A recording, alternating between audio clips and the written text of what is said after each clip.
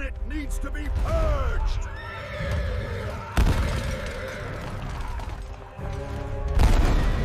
Welcome to the Pencil Bob channel. I hope you enjoy my stories.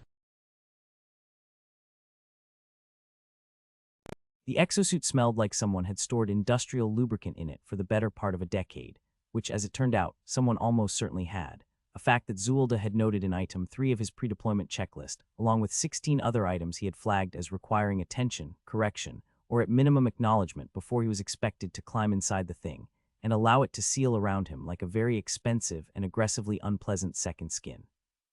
None of the 17 items had been addressed. Not one's. The lubricant smell had, if anything, intensified once the suit pressurized, suggesting that heat was interacting with whatever residual compound had been left in the lining in ways that Zuillda's atmospheric sensors could quantify, but that his dignity preferred not to.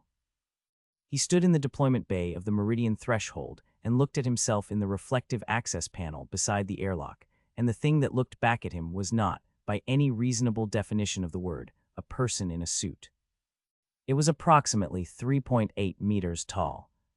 It had 4 primary limb assemblies arranged in a configuration that suggested the designer had been working from a description of a living creature rather than any direct observation of one, and 2 secondary manipulator appendages that extended from the thoracic housing at angles that communicated, very clearly, that no joint in any known biology had ever moved that way by choice. The head unit in Zuillda applied the term with the generosity of a man who had run out of more accurate ones, was a blunt ovoid sensor cluster that sat atop the main chassis with the architectural confidence of something that had been placed there last, after everything else was already done, by someone who had only just remembered that sensor clusters needed somewhere to go. The overall silhouette, when Zuillda shifted his weight experimentally to test the hip actuators, produced a sound that fell somewhere between a hydraulic system, expressing profound mechanical doubt, and a large animal making the particular noise animals make when something has gone very wrong for them personally. Suit systems, said Voss, from the comm channel with the focused professional energy of someone reading the ingredients off a food container, are reading nominal across all primary functions, so you're clear for deployment on schedule, and there's nothing in the telemetry that should give you any reason for concern. I would like to discuss, Zuillda said, still looking at the reflective panel with the expression of a man whose face the suit could not display but whose tone carried the full weight of it, the baseline against which you are measuring nominal, because I have several questions about what that word means in this specific context, and whether the people who designed this suit's calibration profile were working from the same definition.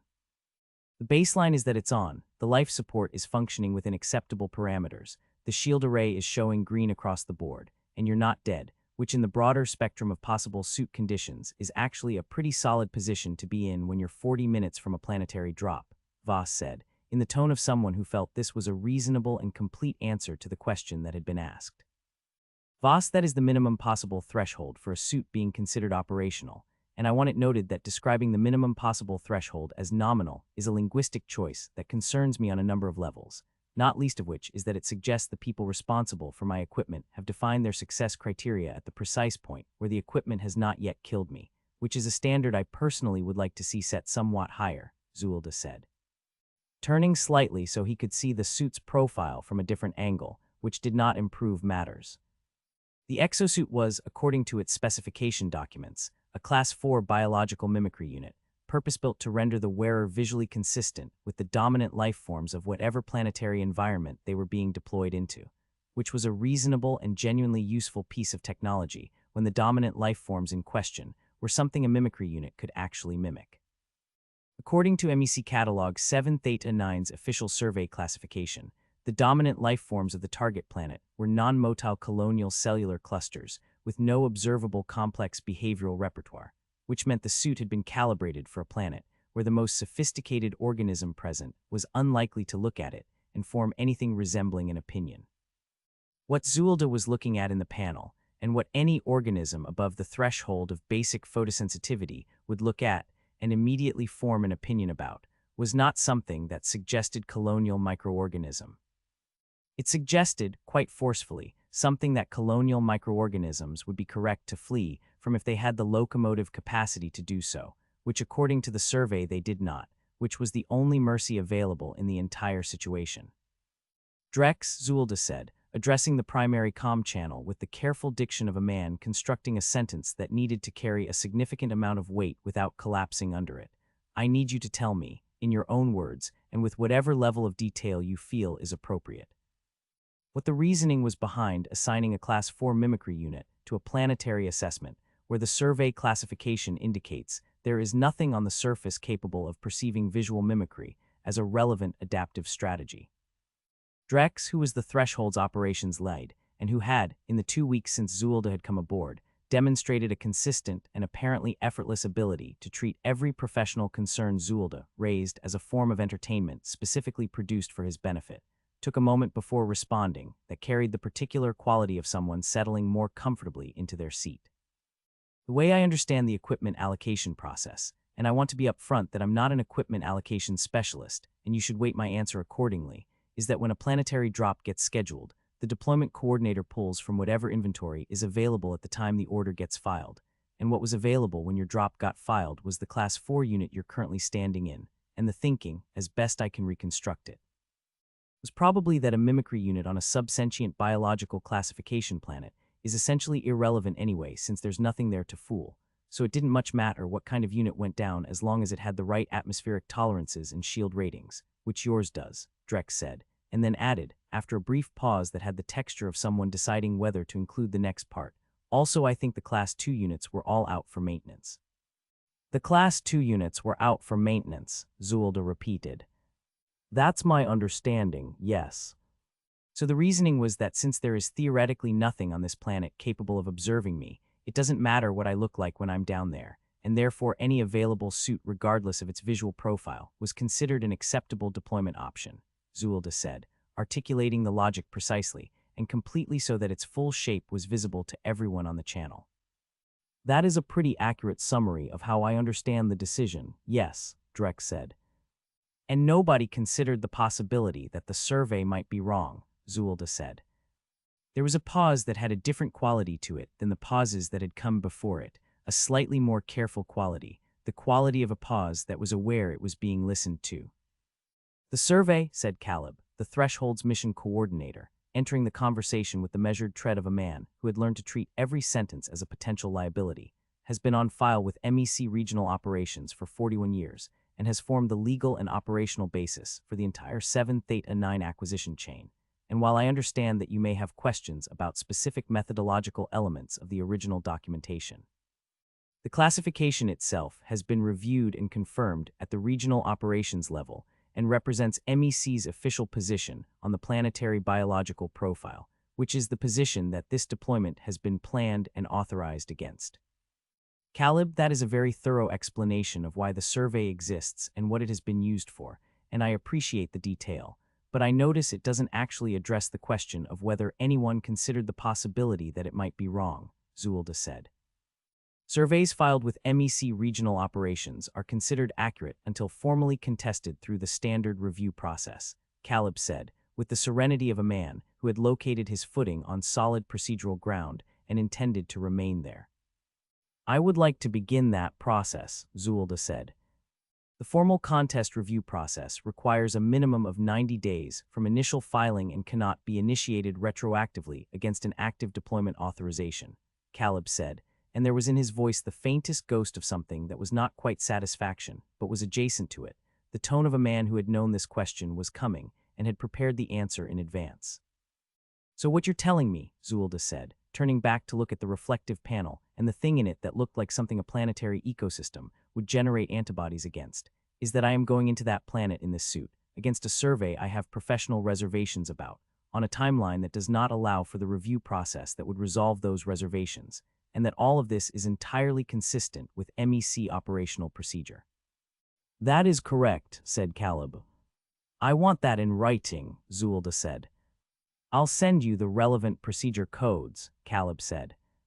I want it in writing from a person, Caleb, not a procedure code. I want a sentence, authored by a human being with a name attached to it, that says Zuillda was deployed under these specific conditions, and MEC considers those conditions to have been appropriate and within standard operating parameters. The silence that followed this request was long enough, and had enough texture to it that Zuillda could distinguish at least 3 different people on the channel choosing not to speak, which was itself a form of answer. This assignment had arrived in Zuillda's life in the specific way that assignments arrive when the universe has decided that a person's recent run of adequate luck has gone on long enough and requires balancing. He had been at Junction Station 14 on a 12-day layover between standard assessment rotations, occupying a station-side berth that smelled only marginally better than the suit currently smelled, when MEC's regional coordinator had sent him a deployment offer structured with the grammatical form of a choice and the practical substance of a fait accompli. The Meridian threshold was 3 weeks out from a Class 7 minerals assessment on a catalogued acquisition target and had lost its field assessor to a medical evacuation.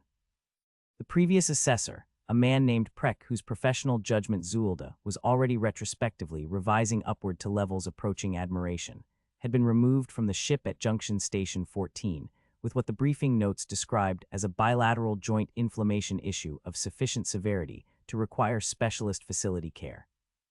which Zuillda had initially read as a straightforward medical situation and was now reconsidering in light of everything he had subsequently learned about the assignment, because bilateral joint inflammation was also, he reflected, a reasonable physical response to being shown the exosuit and told to get in it. The offer had come with a Class 7 performance bonus attached, which was the kind of bonus MEC reserved for assignments they knew were going to require compensation specifically for the act of agreeing to them, and which should have functioned as a clear and unambiguous signal that the assignment in question was the sort of thing sensible people declined. Zuillda had taken it because the alternative was 3 more days at Junction Station 14, which had all the warmth and charm of a municipal processing facility that had decided aesthetics were an unnecessary expense, and because the bonus was genuinely substantial, and because he had not yet seen the suit. He had now seen the suit, and he was filing the memory of how attractive the bonus had seemed at the time under lessons that had been expensive to learn. 6 minutes to deployment window, Voss said, with the cheerful efficiency of someone who had no personal stake in what happened during the deployment window. I need to register, Zuillda said, pulling up the survey documentation on his internal display and scrolling through it with the focused attention of a professional who was already preparing the vocabulary for what he was looking at, a formal pre-deployment concern notation regarding the original biological assessment for MEC-Catalogue 7th, 8th, and 9. Specifically regarding the methodology used to establish the sub-sentient classification that forms the basis for the current operational parameters, because I have reviewed the survey document in its entirety, and I have questions about the data that I believe are material to this deployment. You can file a concern notation through the standard post-mission documentation process, Caleb said immediately, with the reflexive smoothness of a man who had spent his career redirecting concerns into processes where they could be managed at a safe distance from the present moment. My concern is pre-mission in nature, Caleb, which I would think is evident from the fact that I'm raising it before the mission rather than after it. And the reason I'm raising it before the mission is that post-mission documentation has a certain limitation in that it requires there to be a post-mission, which I would like to improve the odds of by addressing my concerns now, while I still have the option of not getting into a drop pod, Zuillda said.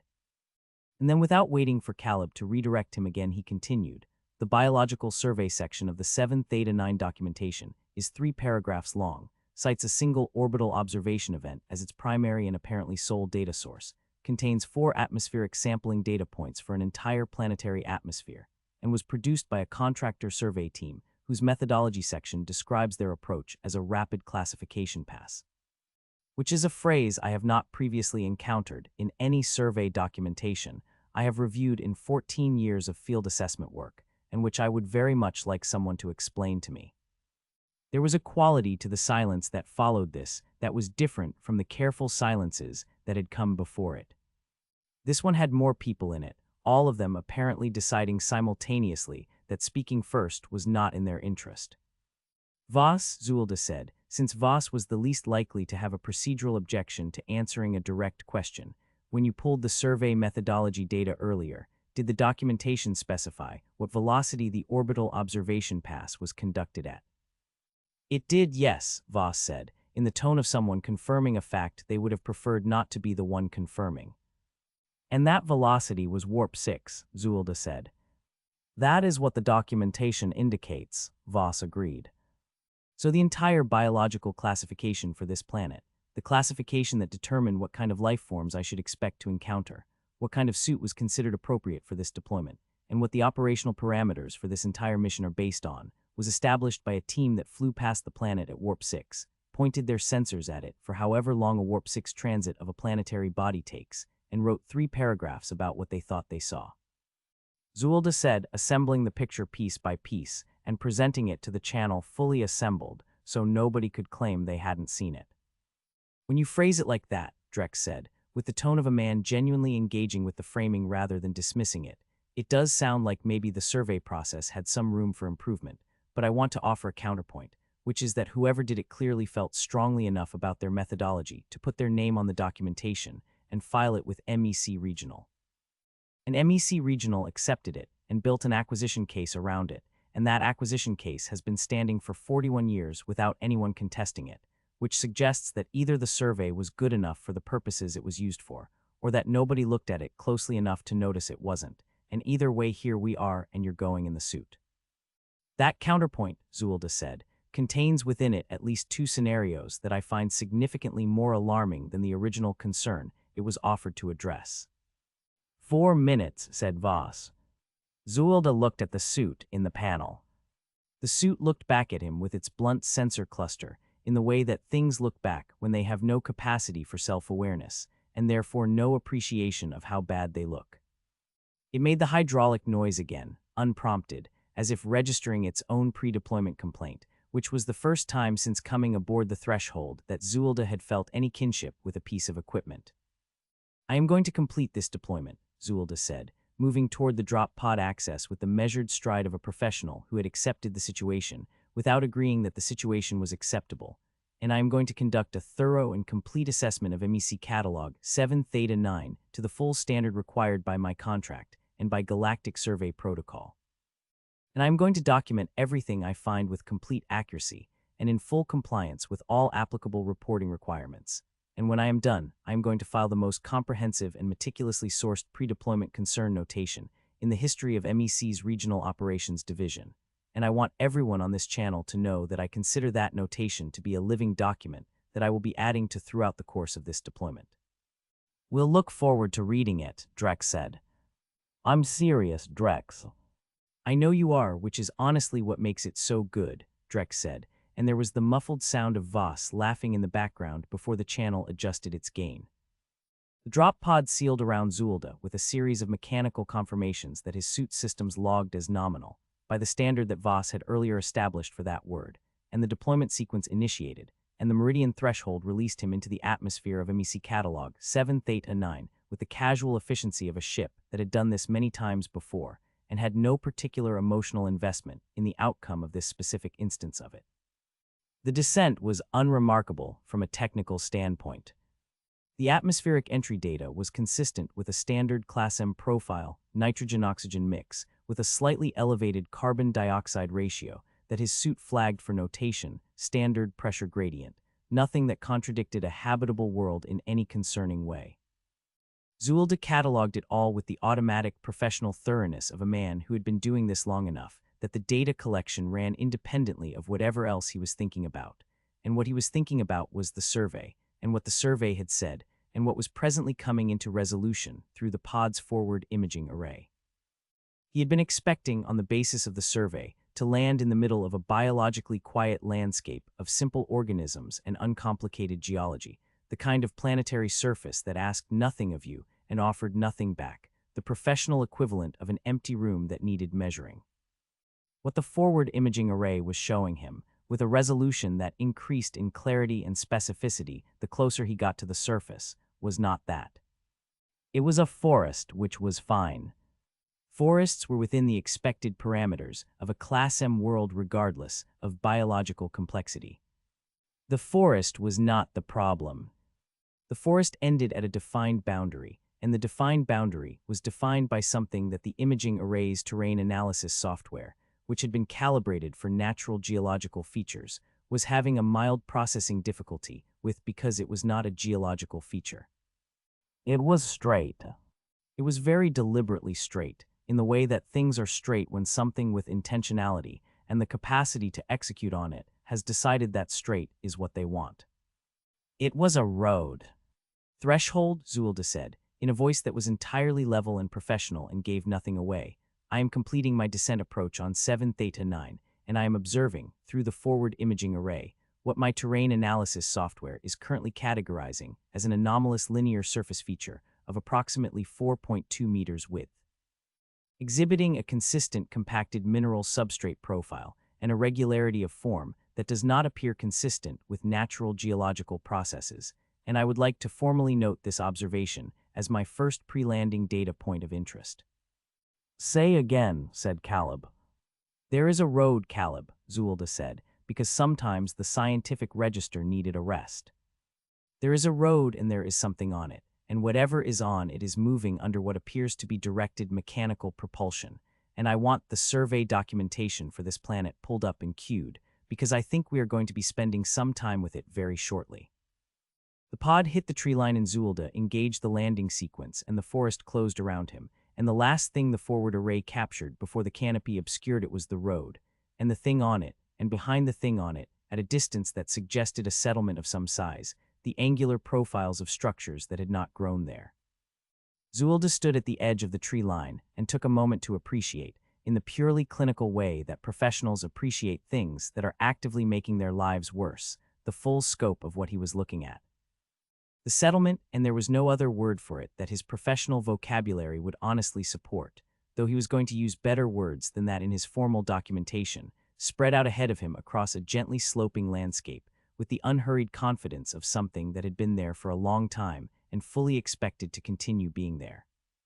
The structures were constructed from processed mineral and timber materials, arranged along a grid pattern that spoke to deliberate planning rather than organic growth, and the road that had caught his attention on the way down ran straight through the middle of it like a spine, with smaller subsidiary pathways branching off it at regular intervals in both directions.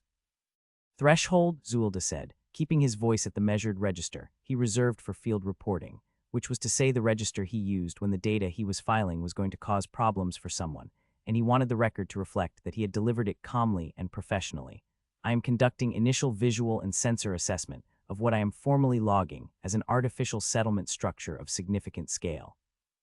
Located at the primary coordinates for today's geological survey transect, and I want to note for the record that the geological survey transect is going to need to be rescheduled because there is a settlement on top of it, and settlements, in my professional experience, complicate core sample extraction in ways that the original mission timeline does not appear to have accounted for. How big a settlement are we talking about? Said Voss, with what sounded like genuine curiosity, which was a tone Voss did not deploy often enough for Zuillda to have become comfortable with it. My initial visual estimate, which I am going to refine considerably as I get better sensor coverage, is that the settlement covers an area of approximately 4 square kilometers of developed surface, with structural density suggesting a permanent residential and commercial population of somewhere between 15 and 30,000 individual entities. And I want to emphasize the word permanent because the construction methods and material weathering profiles I am observing are not consistent with temporary or seasonal occupation. These structures have been here for a long time, and they have been maintained and expanded, and in several cases rebuilt. And the overall impression is of a community that has absolutely no idea it is sitting on top of MEC's geological survey coordinates and would probably have something to say about it if it did. Zuillda said and then paused to let that sit for a moment before adding, also there are more of the combustion drive conveyances on the road, and I am observing what appears to be pedestrian traffic on the subsidiary pathways, which means the entities that built this place are currently using it and are therefore present, which is relevant to my approach strategy. The comm channel was quiet in a way that was different from its usual quality of quiet, which was typically the quiet of people not paying attention, and was now the quiet of people paying very close attention and not yet having decided what to say about what they were hearing. Caleb, said Drex, and there was in his voice the first faint trace of something that was not quite amusement and not quite concern, but existed in the territory between them. I think our boy down there might be describing people. I am describing entities of unknown classification, whose biological and cognitive profiles I have not yet had sufficient opportunity to assess in the detail required by Galactic Survey Protocol, and I would appreciate it if we did not get ahead of the data, Zuillda said, though he was aware as he said it that he was being more cautious than the data actually warranted, because the entities he could see moving along the subsidiary pathways were walking upright on two limbs, using the other two for carrying objects and gesturing at one another, and were doing all of this with the purposeful and coordinated ease of creatures who had been doing it their entire lives, and expected to continue doing it indefinitely without anyone dropping out of the sky and complicating things. I am going to attempt to move through the settlement periphery while maintaining a low observational profile, Zuillda said, in order to collect the biological and geological data required by the mission parameters, and I want to flag that the exosuit's current visual profile may present some challenges to the low observational profile objective. And I am formally noting that this is a direct consequence of the equipment allocation decision that was made prior to my deployment, and which I registered a concern about before leaving the ship. Your concern is noted and remains on file, Caleb said.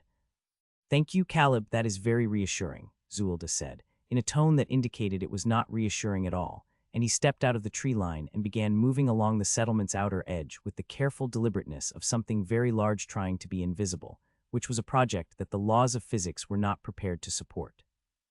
The first 30 meters went better than they had any right to. The outer edge of the settlement in this section was primarily agricultural in character, with cultivated land parcels separated by low boundary markers and a relative absence of the pedestrian traffic he had observed further in, and he moved along the boundary of the nearest parcel with his sampling array running continuously, and his sensor suite building a progressively more detailed picture of the local biology and geology. And for approximately 90 seconds, he was a professional doing his job under difficult but manageable conditions. The Thari who came around the corner of the nearest structure at the end of those 90 seconds was not, by any objective measure, expecting to find what Zuillda looked like standing in the agricultural margins of the settlement, and the expression on the Thari's face, and it was a face, structured around two forward-facing optical organs and a respiratory and vocalization opening, and arranged on a bilateral symmetry that was deeply and uncomfortably familiar. Went through several distinct phases in rapid sequence that Zuillda's behavioral analysis software cataloged as surprise, confusion, fear, and a fourth state that the software labeled as threat assessment before the Thari made a decision and acted on it. The Thari was wearing a uniform. Zuillda noticed this because uniforms implied institutional authority, and institutional authority implied social organization, and social organization implied exactly the kind of cognitive complexity that the survey had classified as absent. And he was adding this to his running mental list of things the survey had gotten wrong when the Thari reached to a holster on its hip and produced a chemically propelled ballistic projectile delivery device of compact design and pointed it at Zuillda with the two-handed grip of someone who had been trained in its use. Threshold, Zuillda said, in a voice of absolute professional composure, I am experiencing my first direct contact with a Thari entity who appears to be a law enforcement or security class individual based on the uniform and equipment profile, and I want to report that the contact is not going well. The Thari said something. Zuillda's translation matrix, calibrated for sub-sentient biological acoustic output, returned a processing error, and then, after a moment, offered a best-effort interpretation that read simply as complex structured vocalization, language probable, which was the translation matrix's way of saying that it was hearing words and had no idea what they meant but was fairly confident they were words.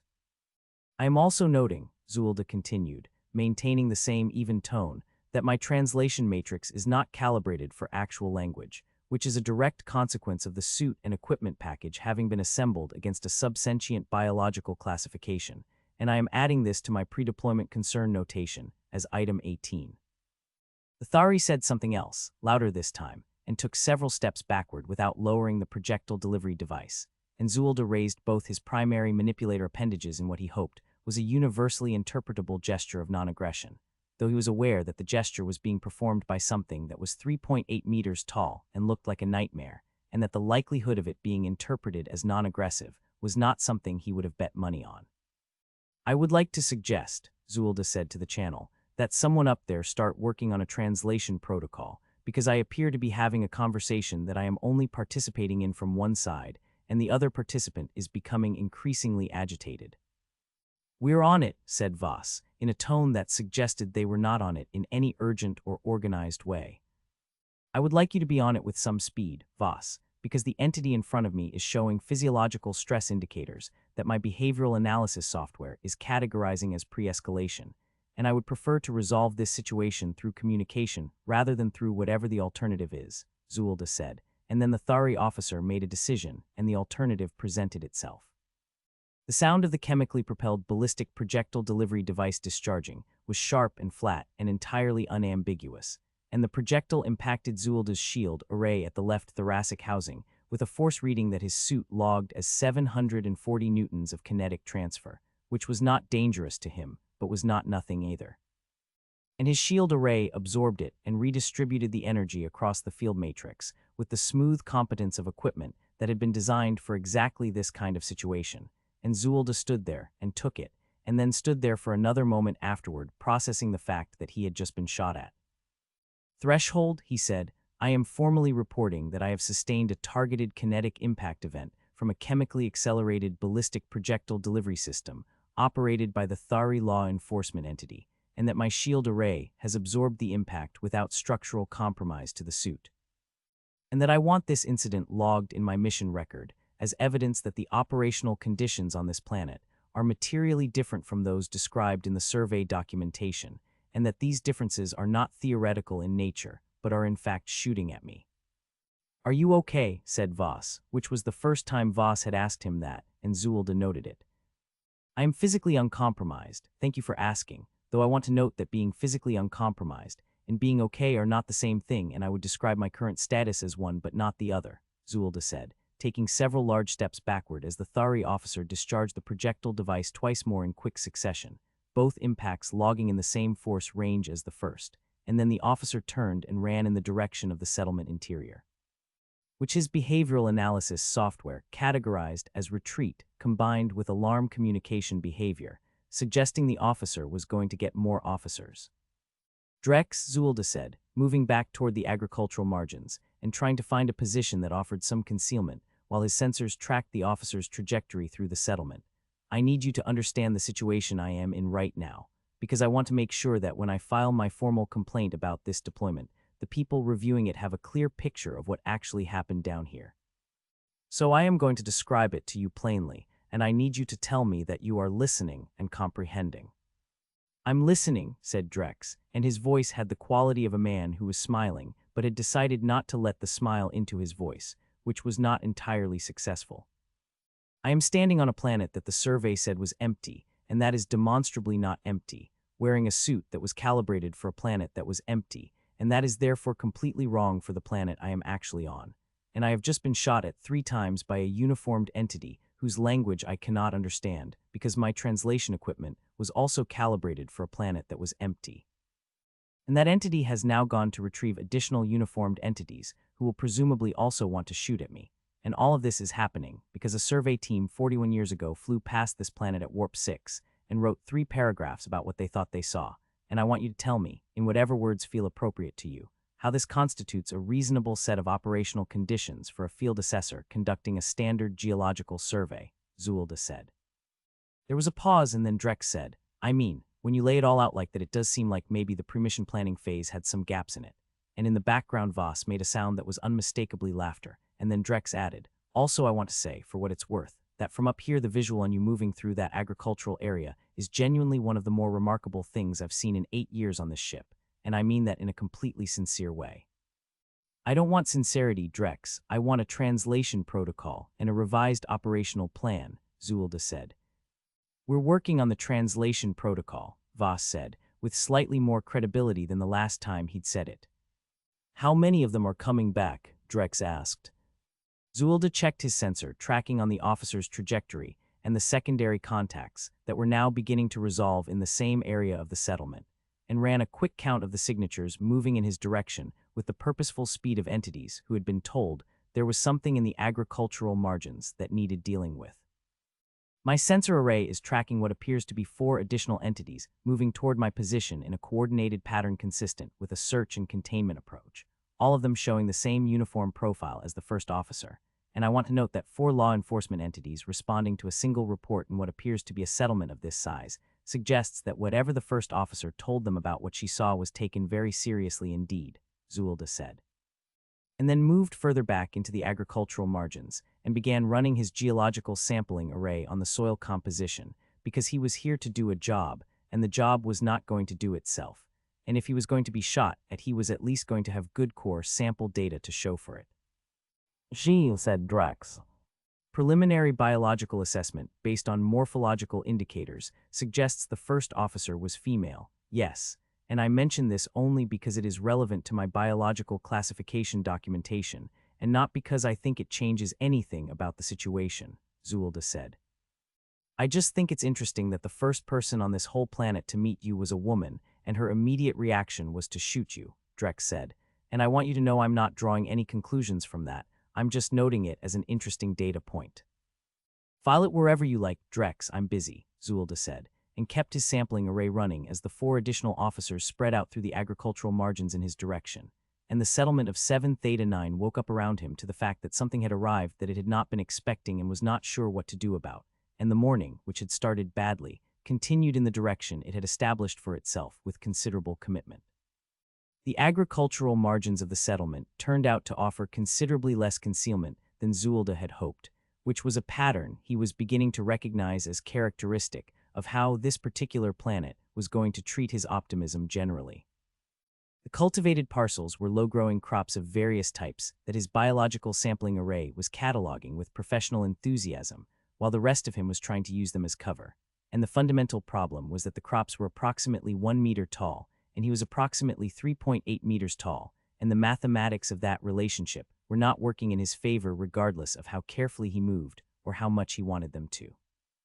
He could track the 4 officers on his sensor array as they spread through the margins in a search pattern that was organized and methodical and spoke well of whoever had trained them. And he moved in the opposite direction with the exosuit producing its hydraulic commentary on every step in a way that he was increasingly convinced was audible to anyone within a significant radius, which was not a helpful property in a suit that was supposed to be helping him maintain a low observational profile.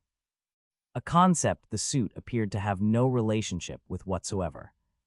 Threshold, Zuillda said, moving between 2 cultivated parcels and running his sensor array in a full 360 sweep, while his sampling equipment continued its automated collection cycle. I am currently evading 4 law enforcement entities in the agricultural periphery of the settlement and conducting my preliminary survey work simultaneously. And I want to note that this is not a combination of activities that the mission parameters document described as a likely operational scenario, and that if it had, I would have had follow-up questions during the briefing phase.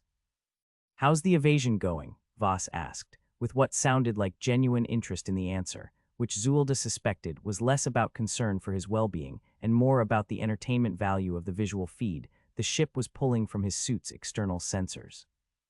The evasion is going in the way that most things on this planet are going, which is to say not as well as I would like and considerably worse than the original planning suggested it would. And I attribute this primarily to the fact that I am 3.8 meters tall, and the vegetation I am attempting to use for concealment is 1 meter tall, and the officers I am attempting to conceal myself from are approximately 1.7 meters tall, and can therefore see over the vegetation and directly to where I am, which means that the concealment strategy has a significant structural flaw that I identified approximately 4 minutes ago and have not yet found a solution to. Zuillda said and then stopped moving because 2 of the officers had changed their trajectory in a way that suggested they had heard something, and the something they had heard was almost certainly the suit. He stood completely still and ran a quiet mode protocol on the suit's movement systems, which reduced the hydraulic noise from its normal register of profound mechanical complaint to a slightly lower register of mechanical complaint that was technically quieter but remained, in his assessment, entirely too audible for the situation he was in. His sensor array continued running silently in the background, and the data it was returning was interesting enough that he found himself genuinely divided between the professional imperative to keep collecting it and the more immediate imperative to not get shot at again, and in the end, he let the array run because the data was that interesting. The electromagnetic signal analysis he had been running since landing was now returning a picture that his sensor suite was having to work to process, not because the signals were weak, but because there were a lot of them, layered across multiple frequency bands in a complex overlapping pattern that spoke to a communications infrastructure of considerable development and reach. He was picking up broadcast signals, point-to-point transmissions, and what appeared to be a network of repeating relay stations, whose geographic distribution his triangulation software was using to build a map of the settlement's communications footprint, and the footprint extended well beyond the 4 square kilometers of developed surface he had initially estimated. Voss, Zuillda said, very quietly, in the tone of someone who has found something in the data that they need to share immediately, but who is also standing very still, while 4 armed officers look for them. I need you to run a comparison for me between the electromagnetic signal density readings I am transmitting right now and the signal profile data from the original survey documentation, and I need you to tell me what the original survey logged in this frequency range. There was a brief pause while Voss pulled the data, and then Voss said, the original survey logged no significant electromagnetic signal activity in any frequency band, baseline ambient only, nothing structured or repeating. And what am I currently reading? Zuillda said. You are currently reading, Voss said, with a quality in his voice that suggested he was looking at the numbers and finding them surprising. A structured electromagnetic signal environment across 14 distinct frequency bands with repeating transmission patterns on at least 6 of them, and what looks like a very active broadcast signal on the 100 MHz range, which is, that's radio, Zuillda. That's a functioning radio communications network. That is correct, and I want you to note the contrast between what the survey logged and what I am currently reading, because the difference between baseline ambient electromagnetic activity and a functioning 14-band communications network is not the kind of difference that emerges over a short period. Communications infrastructure of this complexity requires years of development and deployment. And I am going to need someone on the ship to start thinking about what that timeline implies for the question of when this civilization reached the threshold of complexity that should have triggered a reclassification review, Zuillda said. And then one of the officers came around the end of the crop parcel he was standing beside, and they looked at each other at a range of approximately 8 meters, and the officer made a sound that Zuillda's translation matrix logged as complex structured vocalization. Alarm register, and reached for her projectile device. I am re-engaging with the law enforcement entities, Zuillda said, and moved. Moving in the exosuit at speed was an experience that his body had not yet fully made peace with, because the suit's locomotion system was designed to translate his own movement into a larger stride pattern, and the result was that each step covered approximately 2.5 meters of ground, which was efficient from a distance-governing perspective, but which also meant that moving at anything approaching urgency produced a sound that his audio sensors logged as a series of impacts in the 100 to 140 decibel range, which was to say the kind of sound that causes people to stop whatever they are doing and look in the direction it is coming from. Every person in the visible portion of the settlement stopped whatever they were doing and looked in the direction it was coming from. Zuillda crossed the agricultural margin in 11 strides and reached the outer edge of the developed settlement area and stopped, because stopping was the only realistic option, because ahead of him was a street with structures on both sides and Thari individuals standing on it who had all ceased their various activities and were looking at him with an intensity that his behavioral analysis software categorized, with what he felt was an admirable economy of description, as collective alarm response. Threshold, Zuillda said, standing at the edge of the street with 4 officers behind him and an unknown number of civilians in front of him, and the suit's hydraulic systems cycling down from their exertion register with a noise that did not help the situation. I want to update my population estimate for this settlement, because I have better sensor coverage now that I am in the developed area. And my updated estimate for this specific settlement is between 22 and 28,000 individual entities, and I am also picking up additional settlement signatures on my long-range sensor array that suggest this is not a standalone community, but is part of a broader populated network across this region of the planet. How broad, said Caleb, who had been quiet for long enough that his re-entry into the conversation carried the weight of someone who had been doing calculations he was not enjoying.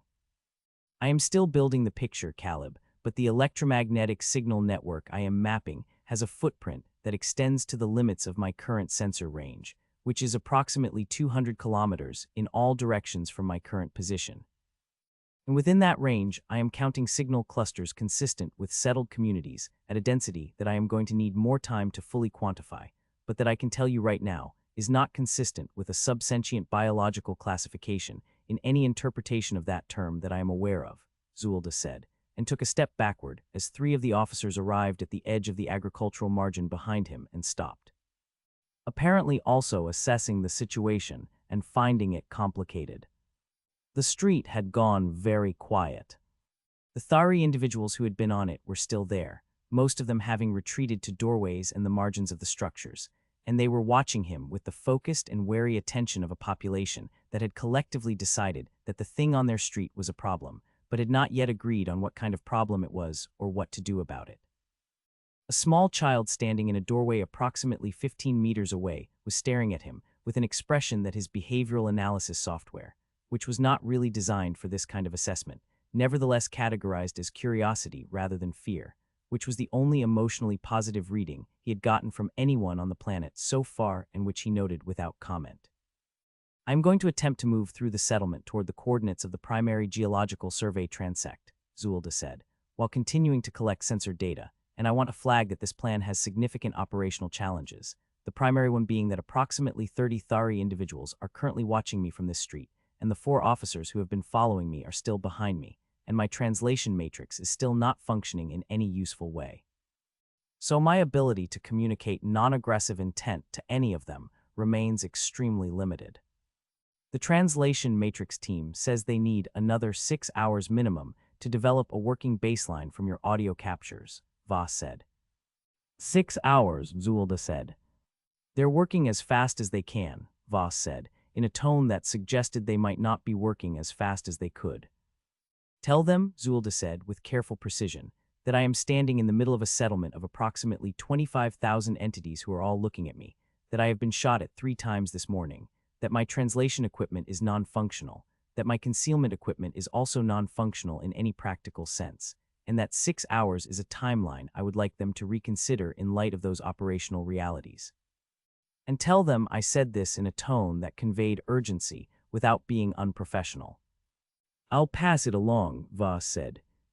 "Zuillda," said Drex, "what do they look like, the ones on the street? Give me a description, because the visual feed from your suit doesn't have great resolution on the fine detail."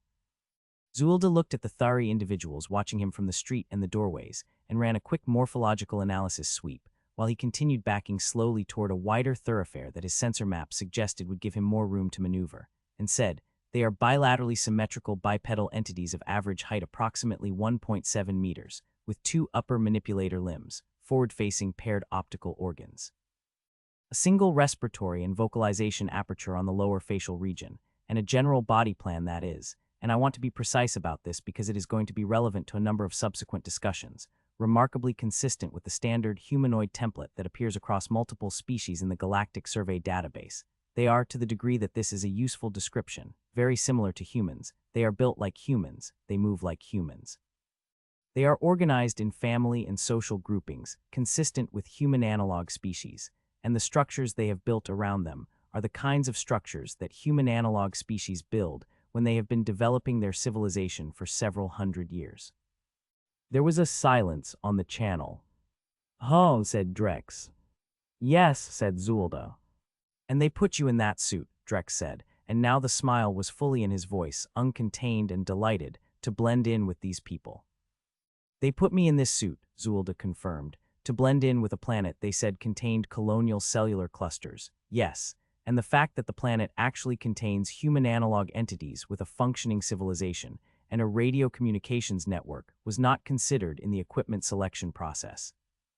And the result is that I am currently standing in the middle of their street, looking like something that should not exist and could not possibly belong here under any interpretation of the available evidence." "How are they taking it?" Voss asked.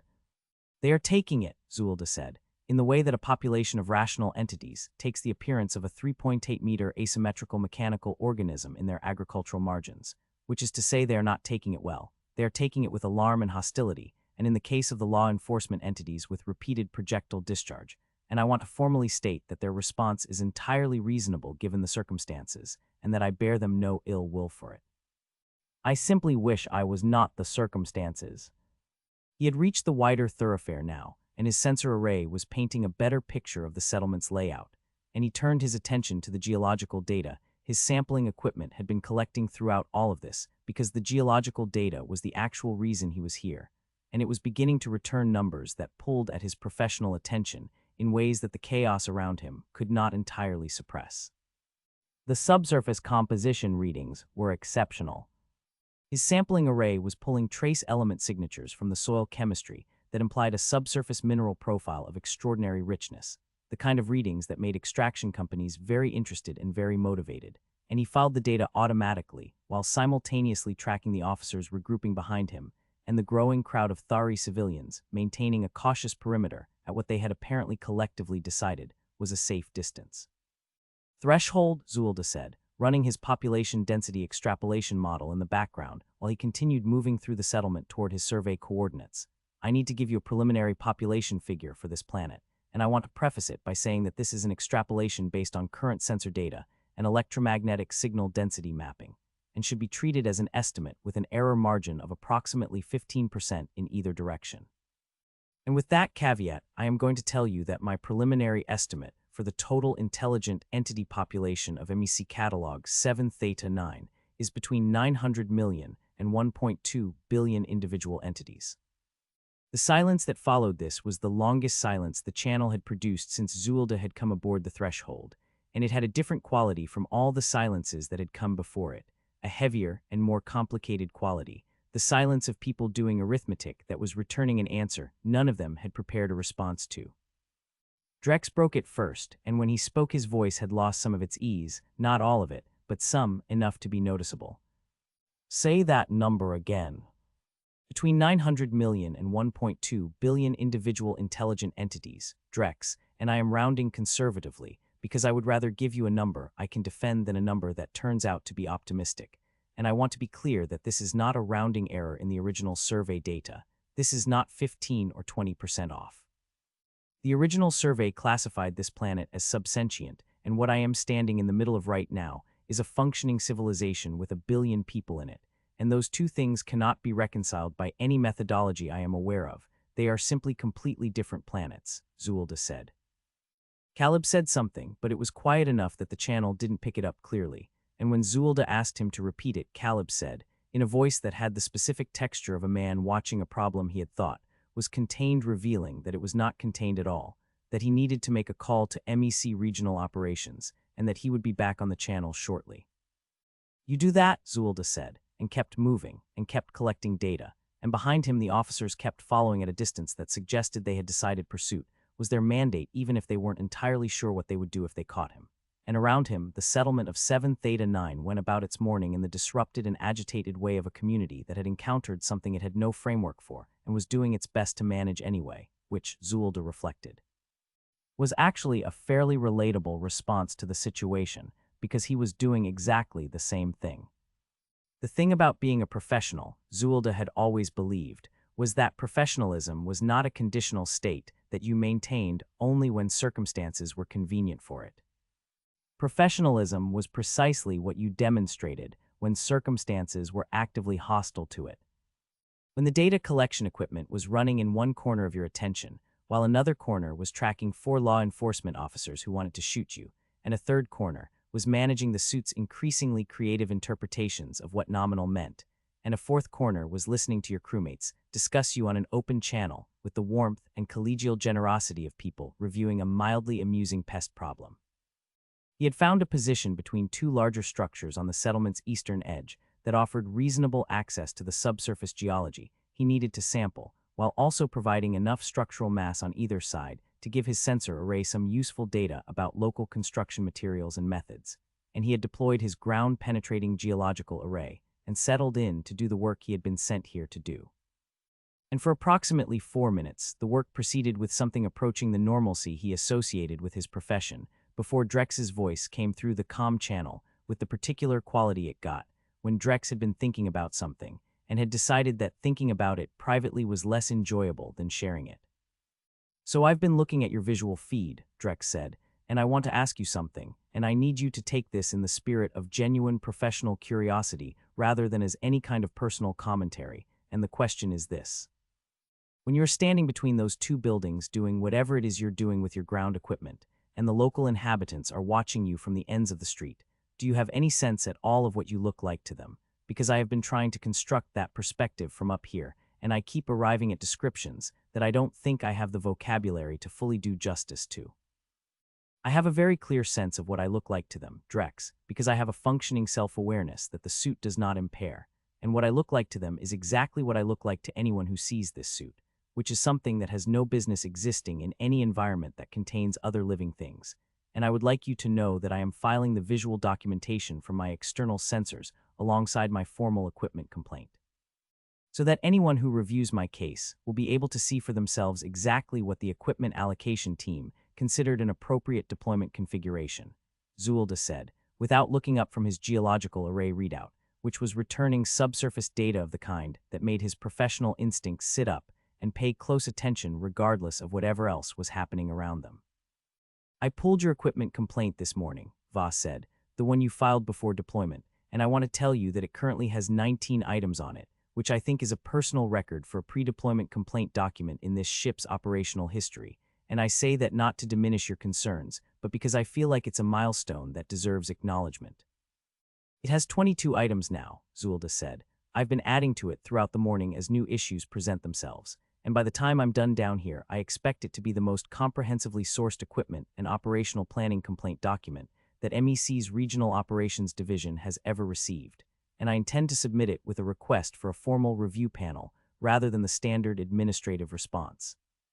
Because a standard administrative response is what you send when someone complains about a sticky door handle, and not what you send when someone was deployed onto an inhabited planet in a suit calibrated for microorganisms. 22 items, Drex said, with the reflective appreciation of someone savoring a number. Voss, do you know what the previous record was for pre- and during deployment complaint items on a single mission document? I don't, Voss said, but I feel like we should find out so we know how far we have to go.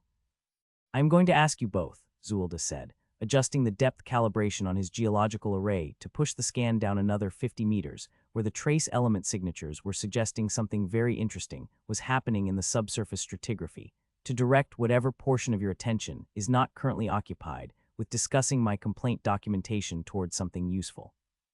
such as the translation protocol that was supposed to be ready 6 hours ago and has not yet materialized, or the revised operational plan that I requested when it became clear that the original operational plan was built on a survey that was conducted at Warp 6 by people who apparently considered thoroughness an optional professional quality. The translation team says they have a partial baseline, Voss said, with the tone of someone delivering news they know is going to be received poorly and have decided to deliver quickly and step back from. And by partial they mean they can get you approximately 40% vocabulary coverage on the most commonly used terms, and they want to flag that the 40% figure represents an optimistic upper bound rather than a reliable minimum, and that the 40% does not include grammatical structures or tonal registers, so you'll be getting individual words without context, which is better than nothing but is, and this is their characterization, not mine, likely to produce some communication outcomes that may not fully reflect your intended meaning. 40% vocabulary coverage without grammatical structure or tonal register, Zuillda said, pausing in his geological work to give this the consideration it deserved, means that I will be able to understand approximately 4 words in 10 of what is said to me, with no reliable way to understand how those 4 words relate to each other or what emotional register they are being delivered in. Which means that my communication capability in any encounter with the local population will be somewhere between inadequate and actively counterproductive. That's a fair characterization, Voss said. Upload it anyway, Zuillda said, because 4 words in 10 is 4 more words than I currently have, and I will take whatever partial information is available and work with it, which is a skill I have been developing extensively since landing on this planet this morning. The geological array completed its first deep scan and returned a dataset that Zuillda looked at for a long moment before he said anything at all, because the dataset deserved a moment, the way that anything remarkable deserves a moment before you start talking about it.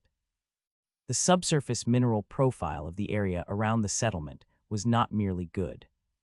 It was not merely the kind of good that justified a Class 7 extraction assessment. It was the kind of good that explained why MEC had been holding this acquisition in their portfolio for 41 years, waiting for the right time to move on it, because the rare element concentration in the subsurface stratigraphy at this location was among the highest he had recorded in a career that had taken him to 37 planets across 4 surveying contracts. And the distribution pattern suggested that this was not a localized deposit, but the surface expression of a much larger formation that extended through the subsurface geology of a significant portion of this region. Threshold, Zuillda said, and his professional voice had a quality in it now that was different from its usual measured register, a quality of genuine data-driven weight. I am transmitting my first geological array scan results, and I want to walk you through the primary findings, starting with the rare element concentration readings. Because these numbers are going to be relevant to a number of conversations that I expect we are going to be having in the near future, and I want everyone on the channel to understand what the ground actually contains. Go ahead, said Caleb, who had returned to the channel from his call to MEC Regional Operations, with a quality about him that suggested the call had not improved his morning. The subsurface stratigraphy at this location shows rare element concentration levels that my array is measuring at between 400 and 600% above the threshold that MEC's own extraction viability guidelines define as exceptional, and I want to be clear about what exceptional means in MEC's own documented framework, which is that exceptional is the highest classification category in their viability scale and is defined as deposits whose extraction yield would place them in the top 2% of all cataloged acquisition targets in MEC's entire portfolio. So when I tell you that what I am reading is between 4 and 6 times the threshold for that classification, I want you to understand that I am describing mineral deposits of a quality that most assessors do not encounter in an entire career,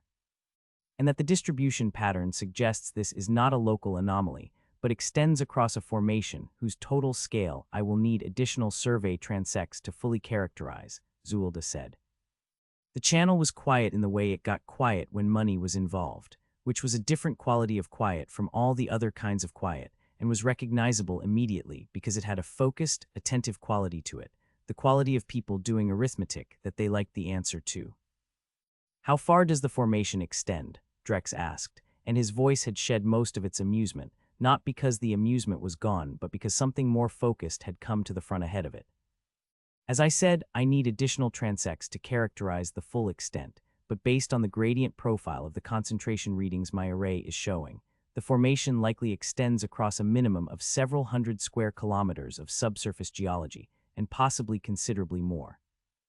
And I want to note for the record that the settlement of approximately 25,000 entities I am currently standing in the middle of is positioned directly above what appears to be one of the higher concentration nodes in this formation, which is a piece of information I am providing as a factual data point, and not as a recommendation of any kind, Zuillda said.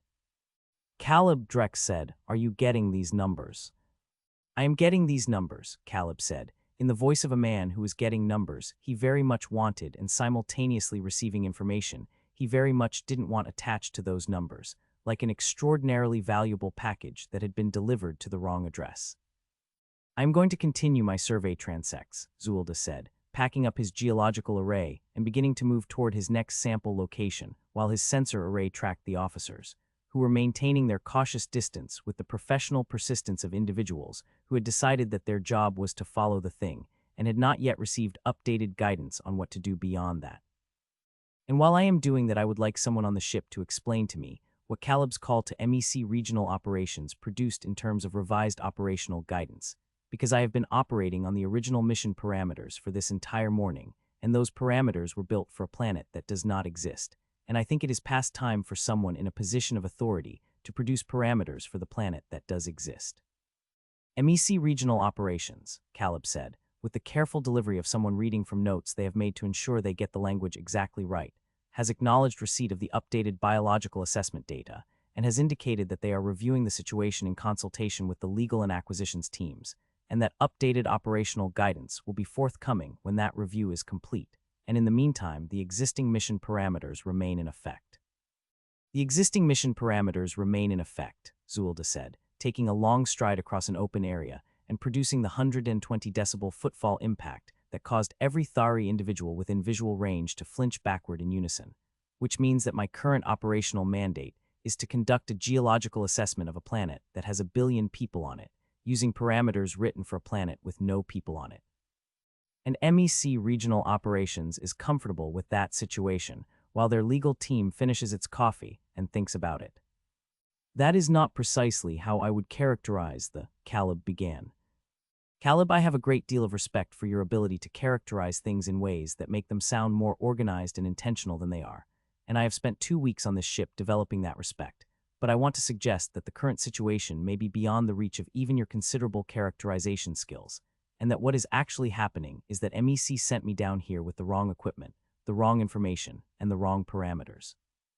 And is now asking me to keep working while they figure out how to process the fact that their 41-year-old acquisition target has 1 billion inhabitants. And I am going to keep working because that is my job and I am a professional, but I want it clearly understood that I am doing so under protest and that my protest is documented, Zuillda said. Your protest is noted, Caleb said. My protest is documented, Caleb. There is a difference. Noted implies it has been heard and may be considered. Documented implies it exists in a file that will survive this conversation and can be reviewed by parties who are not on this channel, Zuillda said. Your protest is documented, Caleb said, with the resignation of a man updating his own mental filing system. The translation matrix partial upload completed during this exchange, and Zuillda ran a quick calibration test against the audio. His sensors had been recording from the Thari officers following him, and the results were approximately as useful as Voss had suggested they would be, which was to say marginally useful in the way that a map with 40% of the roads missing is marginally useful. Technically better than nothing, but capable of sending you somewhere significantly worse than where you were trying to go if you trusted it without reservation. He could now identify individual words in the officers' communications with each other, words that his matrix was translating as approximations, something like follow, something like report, something like unknown, something that might be danger or might be large. The matrix wasn't certain, but the words arrived without grammar and without relationship to each other, and constructing meaning from them was an exercise in speculation rather than communication. He arrived at his second survey transect location and deployed his geological array again and began the scan sequence. And while the array ran, he turned his attention to the biological data his sampling equipment had been accumulating throughout the morning, because the biological data was the other half of the picture he was building, and it was turning out to be at least as interesting as the geological data, and in ways that were significantly more complicated. I am running a preliminary biological complexity assessment on the accumulated sampling data from this morning, Zuillda said, and I want to share some of the headline findings with the channel, not because I expect anyone to act on them immediately, but because I think everyone should be working from the same information base, particularly given that MEC Regional Operations is apparently making decisions about this planet without the benefit of what I am currently looking at. Share away, said Drex, who had recovered his ease now that the geological numbers had been discussed and filed, and the excitement of them had settled into the background, and whose voice had returned to its default register of a man who found most things mildly entertaining and was prepared to be amused by whatever came next. The Thari entities, and I am going to use that designation throughout my documentation because I need a consistent term in Thari, is what I have been using internally, show a biological complexity profile that my assessment software is placing at a galactic sentience index score of between 72 and 78 on the standard 100-point scale, and I want to explain what that means in practical terms for anyone on this channel who is not familiar with the index. Which, based on previous conversations about survey methodology, I suspect may be most of you, Zuillda said. I know what the sentience index is, Drex said, with mild offense. Then you will know that 72 to 78 places the Thari comfortably within the range that the Galactic Survey Authority defines as confirmed sentient, well above the 50-point threshold for protected species classification, and within the range that requires mandatory contact and assessment protocols under GSA code. And you will also know that the minimum population threshold for those protocols to apply is 10,000 individual entities. And that I have already confirmed a population on this planet of between 900 million and 1.2 billion individual entities, which exceeds that threshold by a factor of approximately 100,000, and I want to take a moment to let that ratio sit with everyone before I continue, Zuillda said. The ratio sat with everyone for a moment. Zuillda, said Drex, and his voice had changed again in the way it kept changing when the data arrived at a new level of seriousness, not losing its ease entirely, but carrying something heavier underneath it. I want to ask you something, and I want you to understand that I'm asking it genuinely and not as a setup for anything. And the question is whether you think there is any scenario in which the numbers you are giving us today are wrong by a margin that would change the fundamental picture. No, Zuillda said, without hesitation or qualification. The sentience index reading has a margin of error of approximately 3 points in either direction, which means the Thari score could be as low as 69 or as high as 81, and the GSA protection threshold is 50, so the margin of error does not affect the classification outcome in any direction, and the population estimate has a 15% error margin, which means the actual population could be as low as 765 million. And the mandatory protocol threshold is 10,000, so the error margin does not affect the protocol trigger in any direction either, and the geological data has no error margin of significance because I am reading it directly from physical samples. So no, there is no scenario in which the numbers I am giving you today are wrong by a margin that would change the fundamental picture. Right, said Drex. Yes, said Zuillda.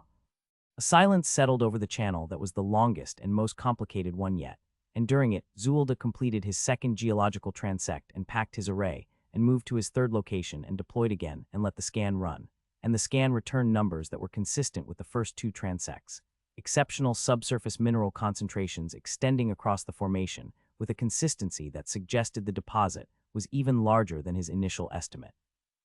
And he filed all of it with the same professional thoroughness he brought to everything, because the data was the data regardless of what happened with it afterward, and his job was to collect it accurately and completely and let other people make decisions about it, though he was developing strong opinions about the quality of those decisions. It was during the third transect scan that the situation with the officers changed. He had been tracking them on his sensor array throughout the morning, and they had maintained their consistent following distance with the dogged professionalism of individuals who had been given a job, and were doing it regardless of the fact that the job was not producing any outcomes they had a framework for. But now his array was showing a new pattern, additional signatures approaching from the direction of the settlement center with a speed and directional convergence that his tactical analysis software, which he rarely used in geological survey work, but which had been running continuously since the first projectile impacted his shield array, flagged as coordinated response rather than incidental movement. I am detecting what appears to be a coordinated response from additional law enforcement entities, Zuillda said, converging on my position from multiple directions, which suggests that the officers who have been following me this morning have made a report to a central authority, and that authority has decided that the four-officer follow-and-observe approach is not achieving the outcomes they want, and has authorized a more organized response, which I think shows good institutional thinking on their part, and I want to note that observation in my assessment documentation under social organization and command structure. You're going to write a positive performance review for the people trying to catch you, Voss said, with the delighted disbelief of someone encountering something they had not anticipated. I am going to document what I observe accurately and completely, Voss, which is what I am paid to do, and what I observe is that the Thari law enforcement entities have demonstrated organized response protocols, chain of command communication, and coordinated tactical deployment, all of which are relevant data points for their civilizational complexity assessment. And the fact that the civilizational complexity they are demonstrating is currently being directed at me does not make it less worth documenting, Zuillda said, and began moving his geological array to a new position that his sensor map suggested would give him better coverage of the formation's northern boundary, while also offering slightly more structural cover than his current location. Because thorough documentation and not getting shot at were both professional priorities, and he saw no reason to sacrifice one for the other if he didn't have to. How many are coming? Drex asked. My sensor array is currently tracking 11 additional signatures in the coordinated approach pattern, which combined with the 4 who have been following me, gives a total response force of 15 law enforcement entities. And I want to note that 15 officers responding to a single report in a settlement of 25,000 is a significant resource deployment that suggests the Thari institutional authorities are taking this situation seriously. Which again speaks well of their organizational capacity, Zuillda said. 15, Drex said, and then to Voss in the slightly quieter tone of someone speaking to a person next to them rather than into a comm channel, though not quiet enough that the channel didn't pick it up. Do you know, I actually feel a little bit bad for them. You feel bad for the 15 officers? Voss asked. I feel bad for all of them. Honestly, the whole settlement. They're just going about their morning and this thing shows up in their agricultural margins and starts doing whatever Zuillda does, and they have absolutely no context for any of it. And now they've got 15 officers trying to manage a situation that 15 officers is not really the right tool for, Drex said, and then added, I mean, I also think it's funny. I want to be clear that I also think it's funny, but I feel both things. I appreciate your emotional complexity, Drex, Zuillda said, and I want to note that your observation about 15 officers not being the right tool for the situation is accurate, and that the reason it's accurate is that no number of officers with chemically propelled ballistic projectile delivery systems is really the right tool for a situation involving a shielded exosuit assessor from an interstellar survey company.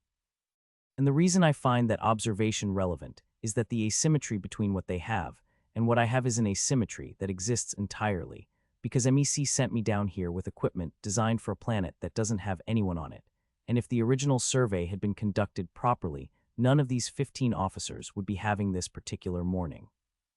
You're blaming MEC for the officers having a bad morning, Voss said. I'm blaming MEC for a chain of consequences that started with a Warp 6 flyby 41 years ago and has produced, among other outcomes, 15 Thari law enforcement entities whose morning has been significantly disrupted by something they have no framework for understanding, and which is in their community because a survey team couldn't be bothered to slow down, Zuillda said, and picked up his geological array and moved again. Staying ahead of the converging signatures by a margin that his sensor map suggested was comfortable, but that he was not inclined to test unnecessarily. He had now completed 3 full transects, and the geological picture was clear enough that he could start constructing the preliminary resources report that was the primary deliverable of his mission, and he set his documentation system to passive accumulation mode and let it draw from his running sensor data while he continued working, because a preliminary resources report was going to be needed regardless of everything else. And when MEC Regional Operations finished consulting with their legal team and came back with their updated operational guidance, the geological data was going to be the center of whatever conversation followed, and Zuillda intended for that data to be thorough, accurate, and beyond professional reproach. I want to ask you something, Zuillda said to Drex, as he settled into his 4th transect position and deployed his array for what he hoped would be a full scan cycle without interruption. And I want you to answer it honestly rather than in whatever way you think will be most entertaining, because it is a question that matters to me professionally, and I would like a straight answer. I'll do my best, Drex said, with the tone of a man making a promise he intended to keep within reason. When Prek was medevaced off this ship at Junction Station 14, Zuillda said, did he know what planet he was being sent to, and did he know what the survey said about it? And is there any possibility that his bilateral joint inflammation was not entirely unrelated to that information? The silence that followed this question was brief, but had a specific quality to it, the quality of people who know an answer and are evaluating whether telling it will cost them anything significant. Prek, Drex said eventually, was a very thorough professional who read his briefing documents carefully and completely before every deployment, and I would say that his thoroughness in that regard was among his more notable qualities. So he read the survey, Zuillda said. I would be surprised if he hadn't, Drex said. And he saw the exosuit, Zuillda said. The exosuit had been in the deployment bay for about a week before we reached Junction Station, Drex said, with a careful neutrality that was itself a kind of answer. And within that week, Zuillda said, he developed a bilateral joint inflammation of sufficient severity to require immediate specialist facility care. Medicine is a complicated field, Drex said, and I am not qualified to speak to the specific pathology. No, Zuillda said, but you could speak to whether you think it's a coincidence. I think, Drex said, that Prek was a man who understood his options and made a decision that he felt was in his best professional and personal interest, and I think that characterization covers most of what I know about the situation without me having to speculate about things I wasn't directly involved in. I see, Zuillda said. For what it's worth, Voss said, and his voice had the slightly uncomfortable quality of someone contributing to a conversation they had been listening to and felt obligated to be honest in. We did try to contact 3 other assessors before you, and all 3 of them had scheduling conflicts that came up fairly suddenly after they received the mission briefing documents. 3 other assessors, Zuillda said. You were 4th on the list, Voss said. I was 4th on the list, Zuillda said, and the first 3 developed scheduling conflicts after reading the briefing, and the 4th, which is me, was sitting at Junction Station 14 with nowhere to be for 3 more days and a bonus figure that was large enough to override what should have been my better judgment. The bonus was very competitive, Caleb offered, in the tone of a man finding the most positive available framing for a situation that did not have many positive framings available. The bonus was a number designed to get someone to say yes after 3 people had said no, Zuillda said, and it worked, and here I am, and I would like everyone on this channel to reflect, at whatever length feels appropriate to them, on the sequence of decisions that produced this outcome. And I would like that reflection to happen while I finish my geological survey of a planet with 1 billion people on it and 15 law enforcement officers trying to work out what to do about me. Nobody said anything for a moment, and in the background of the channel, he could hear Voss saying something quietly to Drex that the channel gain was too low to pick up. And then Drex laughed, not the broad, entertained laugh he used when something was funny at Zuillda's expense, but a quieter one, more genuine. And Zuillda filed the distinction in the same mental category, where he kept all the other data he was collecting today, and kept working.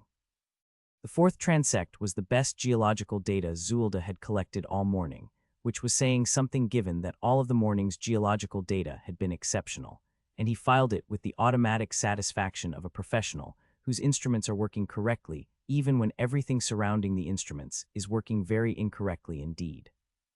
The subsurface formation was proving to be even more extensive than his initial estimates had suggested, and its consistency across all 4 transect locations pointed toward a deposit structure that was not a local concentration, but a regional feature of significant geological age, the kind of formation that took hundreds of millions of years to develop, and that extraction companies built entire operational divisions around when they found one. He was aware, in the part of his professional mind that ran parallel to the data collection and never fully went quiet, that the numbers he was building in his preliminary resources report were the kind of numbers that made decisions easier for people who thought in terms of resources and harder for people who thought in terms of everything else. And he filed that awareness alongside the data without letting it affect the data. Because the data was the data and his job was to collect it, and the decisions belonged to other people, a principle he had operated on for 14 years and which was, for the first time in those 14 years, beginning to feel like a principle that deserved some examination. The 15 officers had settled into a loose perimeter around his current position, at a distance his sensor array measured as approximately 60 meters, which his tactical analysis software characterized as a containment posture rather than an assault posture, suggesting that the Thari institutional authorities had issued updated guidance to hold position and observe rather than engage directly. Which was good tactical thinking, given that the direct engagement approach had produced 3 projectile impacts and no meaningful outcomes earlier in the morning. He noted this adaptation in his assessment documentation under command flexibility and revised tactical response, and moved on to his 5th transect location, while the perimeter moved with him at its consistent 60-meter distance, the whole arrangement proceeding through the settlement's eastern edge like a very slow and mutually uncomfortable parade. Threshold, Zuillda said, settling into his 5th transect position and deploying his array while his suit ran a routine systems check that returned the same nominal readings it had been returning all day, nominal still meaning what it had meant at the start, which was that he was not dead. I would like to use the data collection interval while my array is running to discuss the original survey documentation for this planet in some detail. Because I have been thinking about it throughout the morning, and I have questions that I think need to be answered before we go any further with the operational planning conversation, and I want Caleb in particular to be actively listening, because some of these questions have implications for MEC's legal and administrative position that I think he will want to be across. I'm listening, Caleb said, in the voice of a man who was already listening in the specific way that people listen when they expect to hear something they will need to respond to carefully. Good, Zuillda said, and pulled the survey documentation up on his internal display and began reading through it with the methodical attention he brought to any technical document, not skimming but reading, properly, the way his assessment training had taught him to read field documentation, looking not just at what was there, but at what wasn't there, and what the gaps between the present and absent elements implied about how the work had been done. I want to start with the survey team itself, because the documentation lists the contractor as Harvin Survey Associates, and I want to know what anyone on this ship can tell me about Harvin Survey Associates, because the name does not appear in my professional database, and I have a reasonably comprehensive professional database.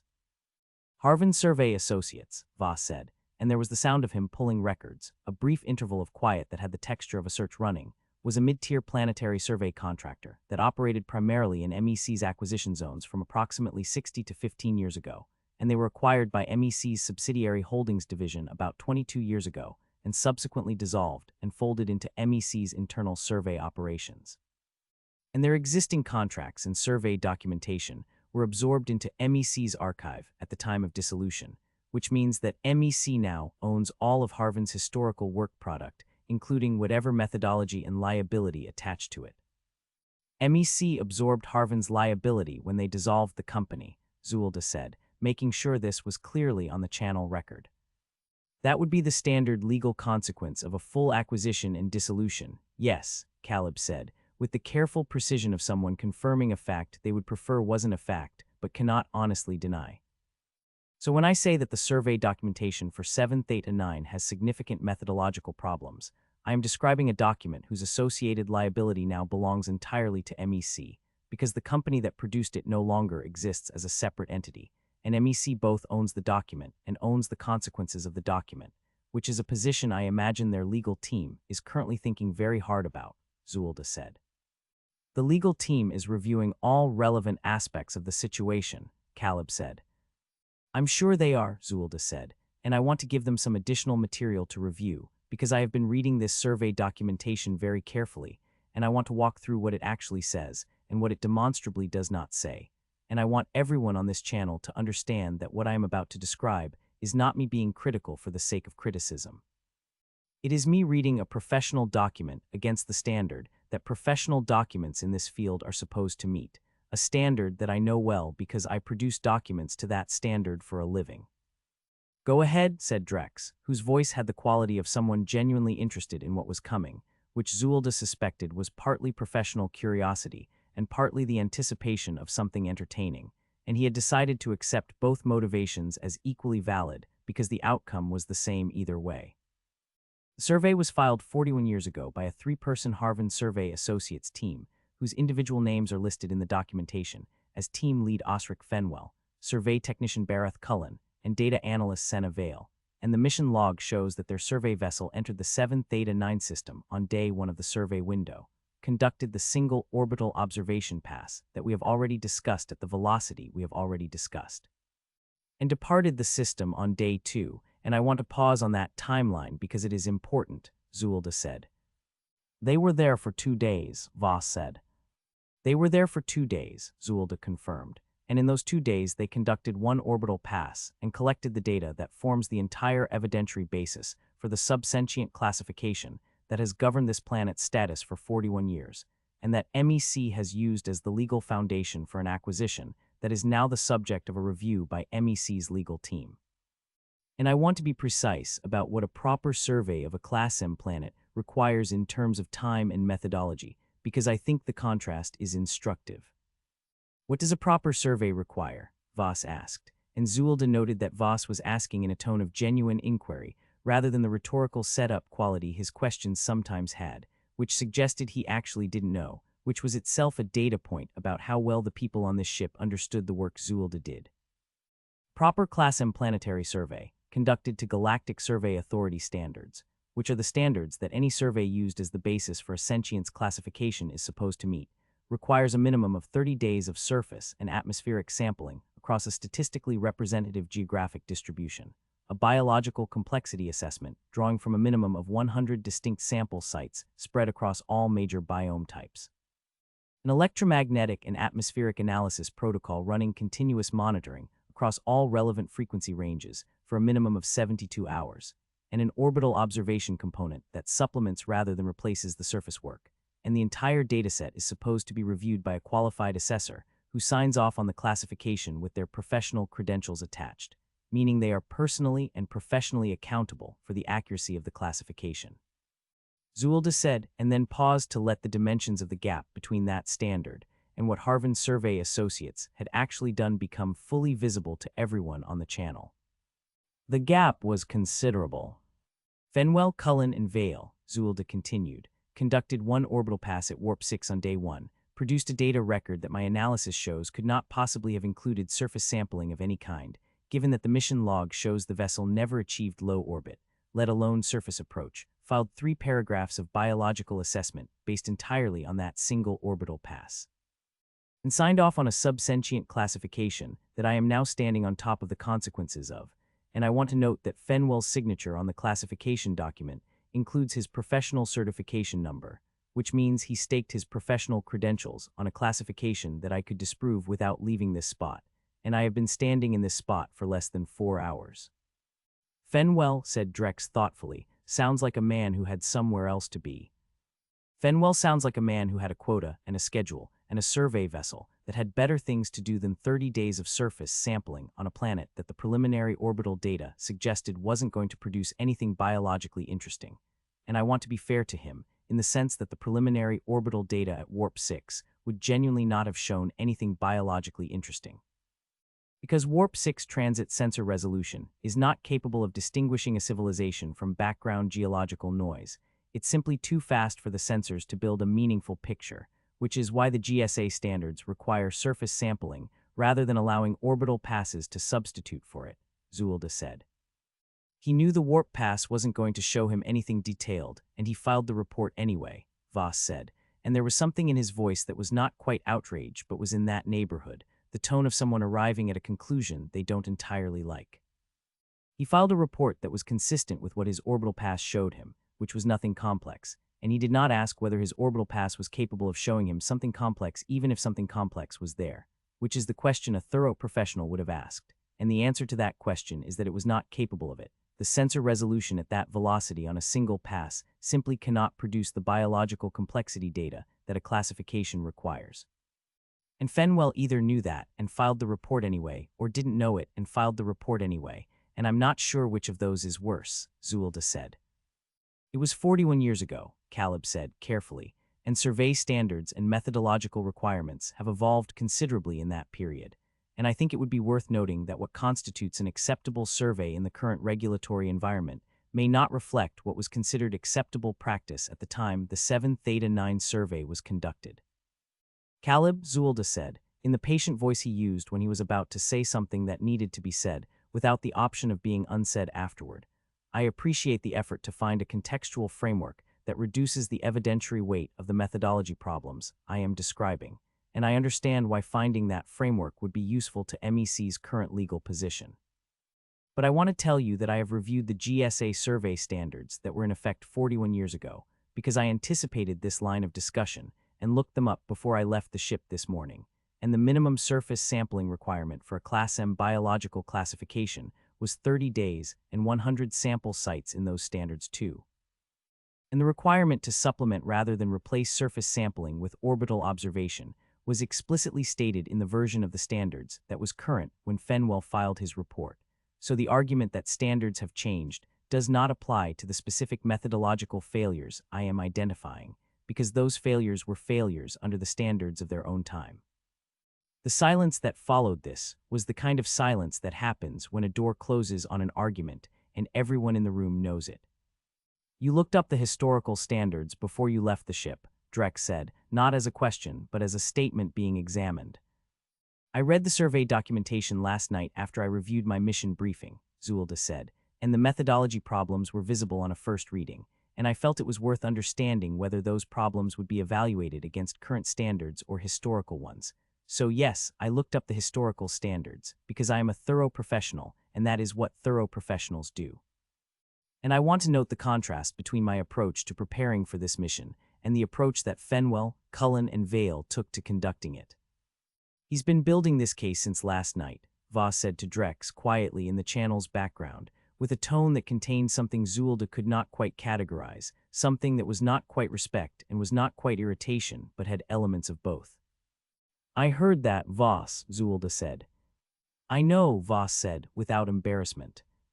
There is one more aspect of the survey documentation I want to discuss, Zuillda said, shifting his attention back to his array readout, which was showing the 5th transect data coming in with the same exceptional mineral profile as all the others, the formation extending further in every direction than his initial estimates had suggested. And that is the geological section, because the geological section is, as I noted yesterday before deployment, the one part of this survey that is thorough, detailed, and professionally executed, and I want to talk about what that contrast tells us about the priorities of the survey team. The rocks were done properly, Drex said. The rocks were done exceptionally well, Zuillda said. The geological section of this survey is a genuinely impressive piece of field documentation. It has the depth and rigor and methodological care that you would expect from a team that was taking their work seriously. It has multiple orbital spectrographic passes and subsurface density mapping and trace element distribution analysis and detailed stratigraphic interpretation. It is by any measure a thoroughly professional geological assessment. And the contrast between that section and the 3 paragraphs of orbital past biological guesswork in the biology section is not a subtle contrast. It is the contrast between a team that cared about one specific question and was completely indifferent to all other questions. The question they cared about was whether the rocks were worth money, Voss said. The question they cared about was whether MEC's acquisition target was geologically viable, which is the question MEC was paying them to answer. And the answer to that question was yes, emphatically yes. The rocks are extraordinarily worth money, and having answered that question, they appear to have considered their work complete and filed a biological classification that was sufficient to clear the acquisition of any sentience-related complications without being sufficient in any other sense. Zuillda said. "You're saying," Drex said, and his voice had arrived at a place that was genuinely sober now, not entirely without its characteristic lightness, but carrying something under it that had weight, that the survey team knew the rocks were exceptional, and they knew that a sentience finding would complicate or potentially block the acquisition. And they filed a sub-sentient classification on the basis of a single orbital pass at warp 6, because a proper survey might have found something that would have gotten in the way of the rocks. "I am saying that the evidence is consistent with that interpretation," Zuillda said carefully, "and I want to be precise that I am not asserting intent, because I cannot read the minds of people who filed a document 41 years ago, and I am not going to put something in my documentation that goes beyond what I can directly support. But I am saying that the pattern of thoroughness in the geological section, combined with the pattern of inadequacy in the biological section, is a pattern that is very difficult to explain by incompetence alone, because the team demonstrated that they were capable of thoroughness when they applied it to the geology, and the question of why they did not apply the same thoroughness to the biology is a question whose most straightforward answer I will leave to others to articulate." Nobody said anything for a moment, and the channel had the quality of a room in which something has been said that is going to be difficult to unsay, and everyone is adjusting to its presence. "The 3 of them," Voss said eventually, "Fenwell, Cullen, Vale, do you know if they're still working?" "Harvin Survey Associates dissolved 22 years ago," Zuillda said, "and I have not looked up the individual team members, and I am not sure it is relevant to my documentation in any direct way, though I imagine MEC's legal team may have thoughts about that question that differ from mine." "Caleb," Drex said, "has the legal team said anything about the survey methodology question specifically, or are they still in the general review phase?" "They are reviewing the full situation," Caleb said, in the voice of a man who had received information he was not authorized to share and had chosen the phrasing that was most technically accurate while being least informationally useful.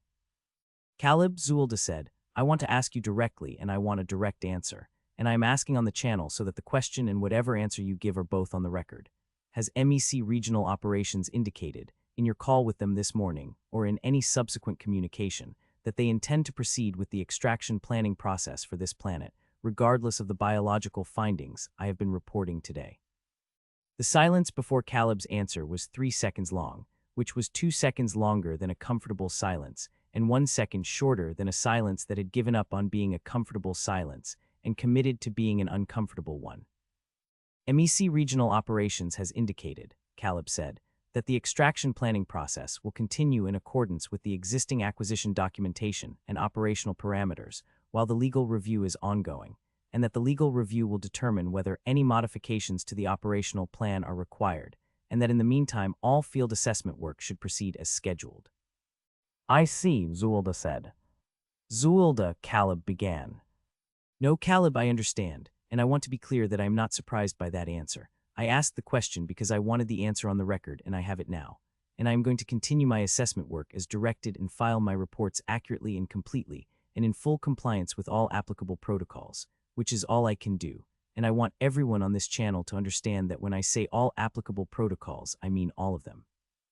Not just the MEC operational ones, but the GSA ones as well, because my professional obligations run to both, and I intend to honor both, and I want that intention clearly stated while we are all on the channel together," Zuillda said.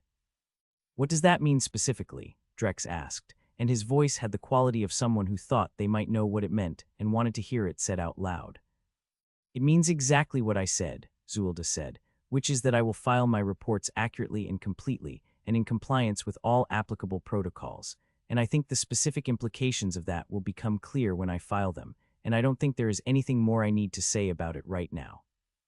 He packed his geological array for the 5th time and began moving toward his 6th transect location, and the perimeter of 15 officers moved with him at their consistent 60-meter distance, and the settlement of 7 Theta 9 continued its disrupted morning around them all, and above it all the Meridian threshold hung in orbit, and the people on it sat with what had been said and what it meant, and Zuillda let them sit with it and kept working.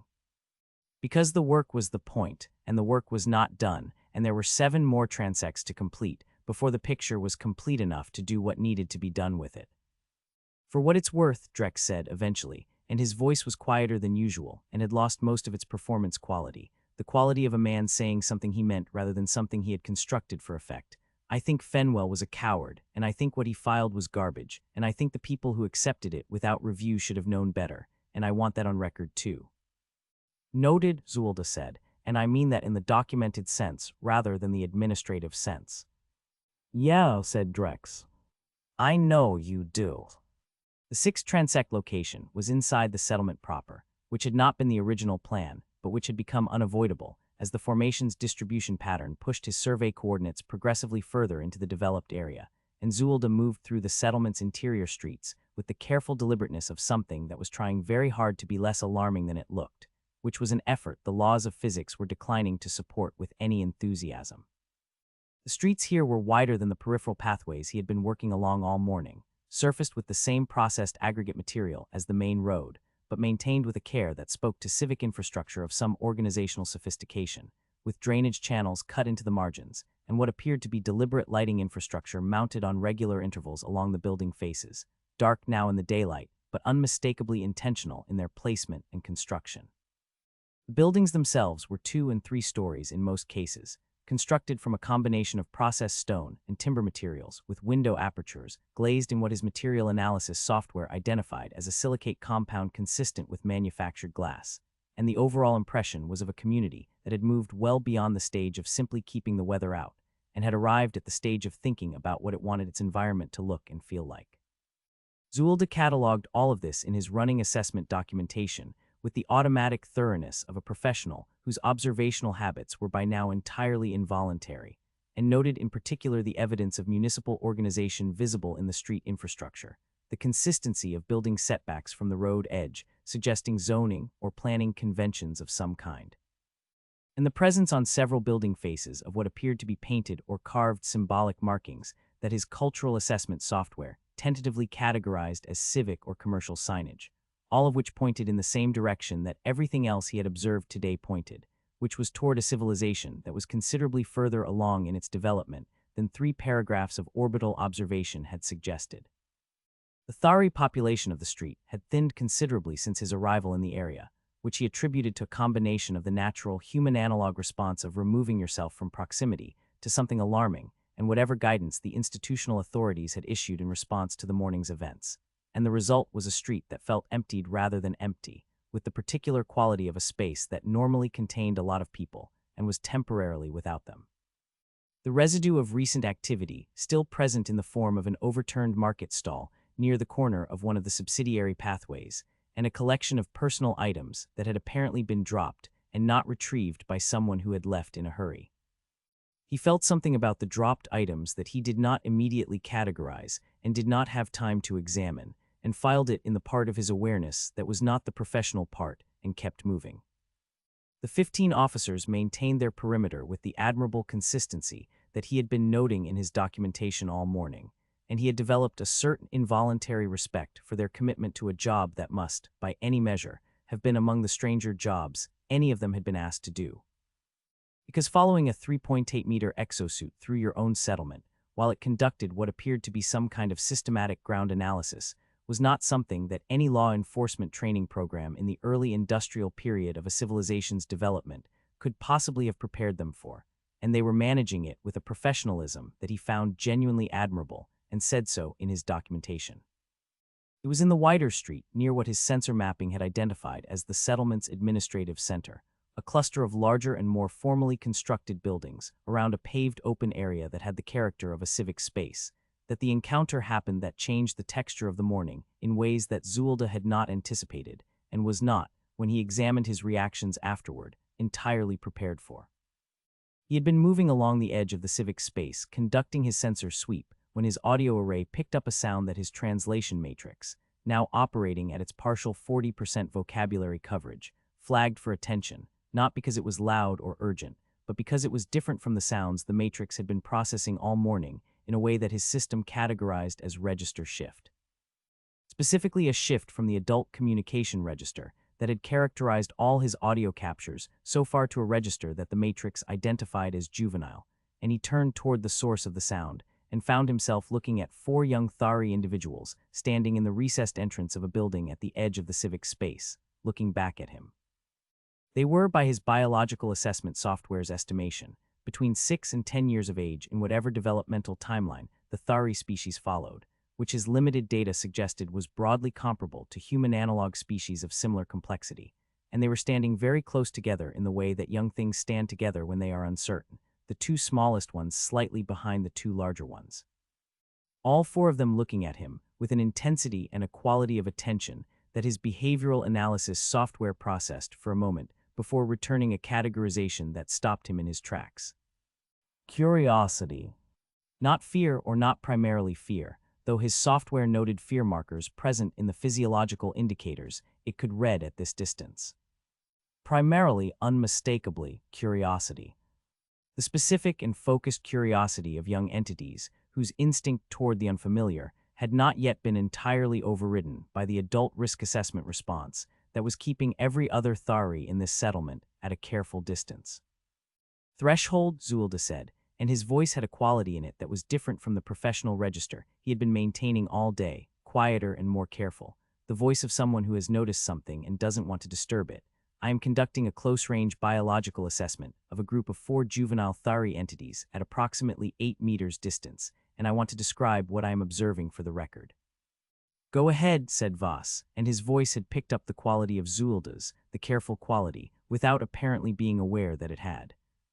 They are juvenile, I estimate 6 to 10 years developmental age, 4 individuals, 2 larger and 2 smaller, standing together in a recessed building entrance at the edge of the settlement's apparent civic center, and they are observing me with what my behavioral analysis software is classifying primarily as curiosity rather than fear, though fear markers are present.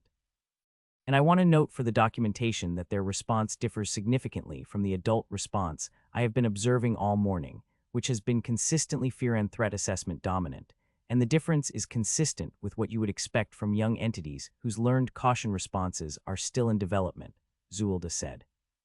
Kids are the same everywhere, Drex said, and his voice was entirely without irony or performance, which was the most surprising thing Drex had said all day.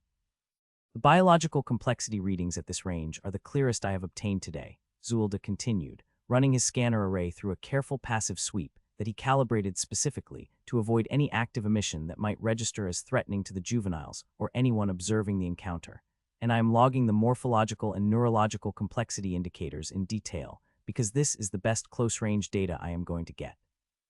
And I want to note that the neurological complexity indicators in particular are consistent with the upper range of my earlier sentience index estimate. The 72 to 78 range I reported previously is if anything conservative based on what I am reading at this distance.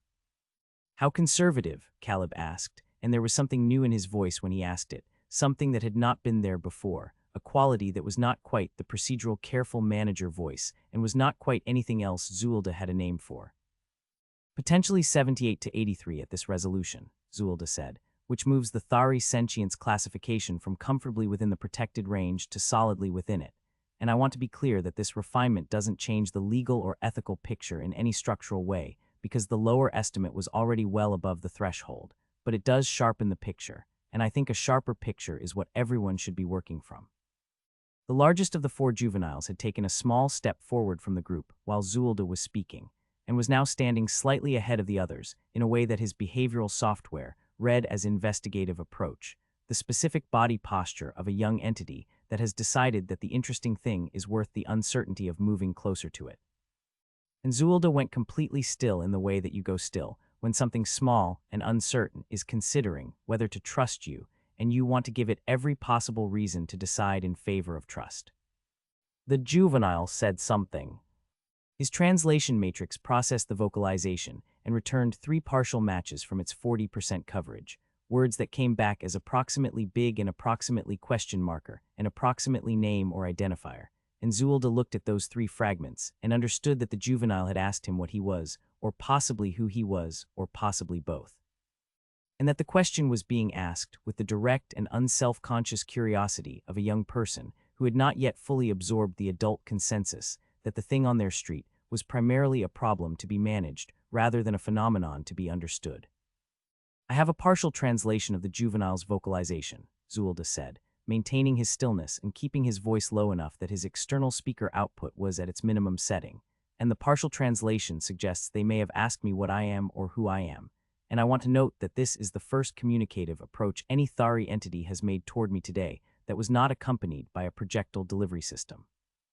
What are you going to do? Voss asked. I am going to do absolutely nothing that could be interpreted as threatening or aggressive, and I am going to let my translation matrix run on whatever they say, because even 40% coverage is better than nothing. And I am going to note in my documentation that the first voluntary communicative approach made to me by a Thari entity today was made by a child, which I think is a data point that belongs in the record, Zuillda said. Zuillda, said Drex, you can't talk to children on a per-contact planet. That's a Class 3 violation under. I am aware of what it is under, Drex, and I am not initiating communication. I am receiving a communicative approach that has already been initiated by the juvenile entity, and there is a distinction in the protocol between initiated contact and received contact, and I am staying on the correct side of that distinction. And I would appreciate it if you let me manage this without commentary, because I am trying to concentrate on not doing anything alarming, and your voice in my ear is not helping with that, Zuillda said. Drex went quiet, which was itself a small event worth noting. The juvenile took another step forward and said something else, longer this time, and the translation matrix worked through it and returned a slightly better yield from the longer sample, something that approximated very big and something that might be suit or covering or shell, and something that was close enough to "are you inside" that Zuillda felt reasonably confident the juvenile was asking whether there was something inside the suit. Whether the suit itself was the entity or whether the entity was contained within it, which was, he reflected, an entirely reasonable question, and one that demonstrated a level of abstract reasoning that his behavioral software noted as above average for the developmental age estimate. They appear to be asking whether I am inside the suit, Zuillda said, very quietly, which suggests a level of perceptual and inferential reasoning that I want to formally note in the documentation as further supporting evidence for the upper range of the sentience index estimate. Because the inference that a large mechanical object might contain a smaller biological entity rather than being a biological entity itself requires a certain quality of abstract thought that is not present in species below the confirmed sentient threshold. Smart kid, said Voss quietly. Apparently, Zuillda said.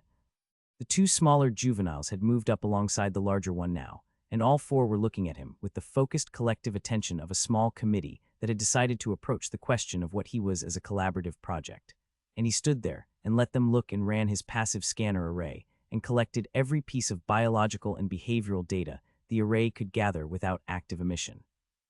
and filed all of it with the documentation tags that he had established for close-range sentience assessment, and felt, in the non-professional part of his awareness that had been running parallel to the professional part all morning, something that he was going to have to find a name for later when he had time.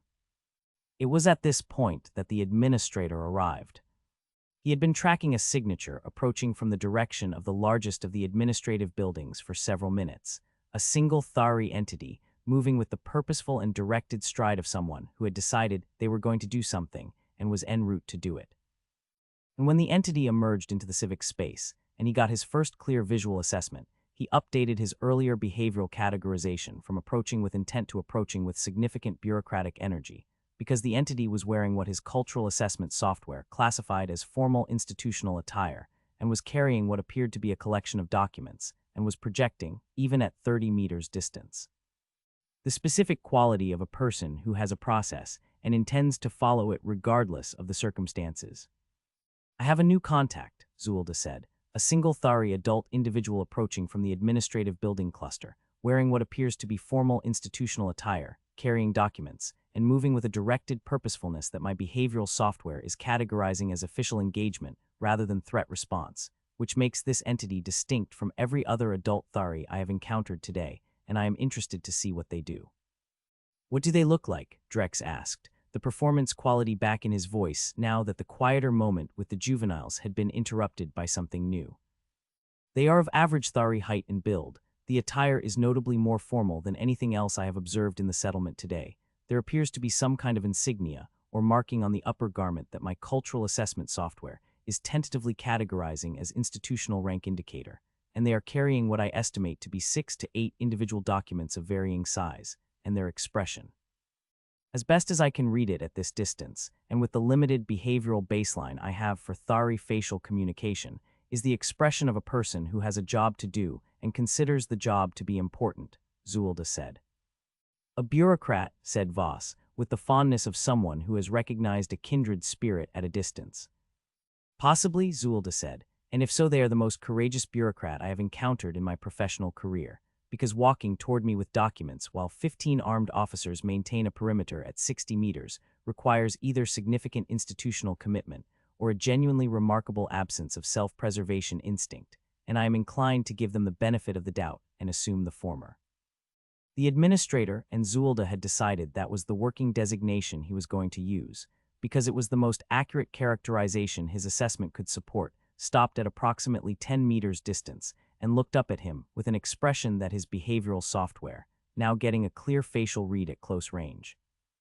processed as the specific combination of determined and apprehensive that characterized people who had decided to do a difficult thing and were in the process of doing it before their apprehension could talk them out of it.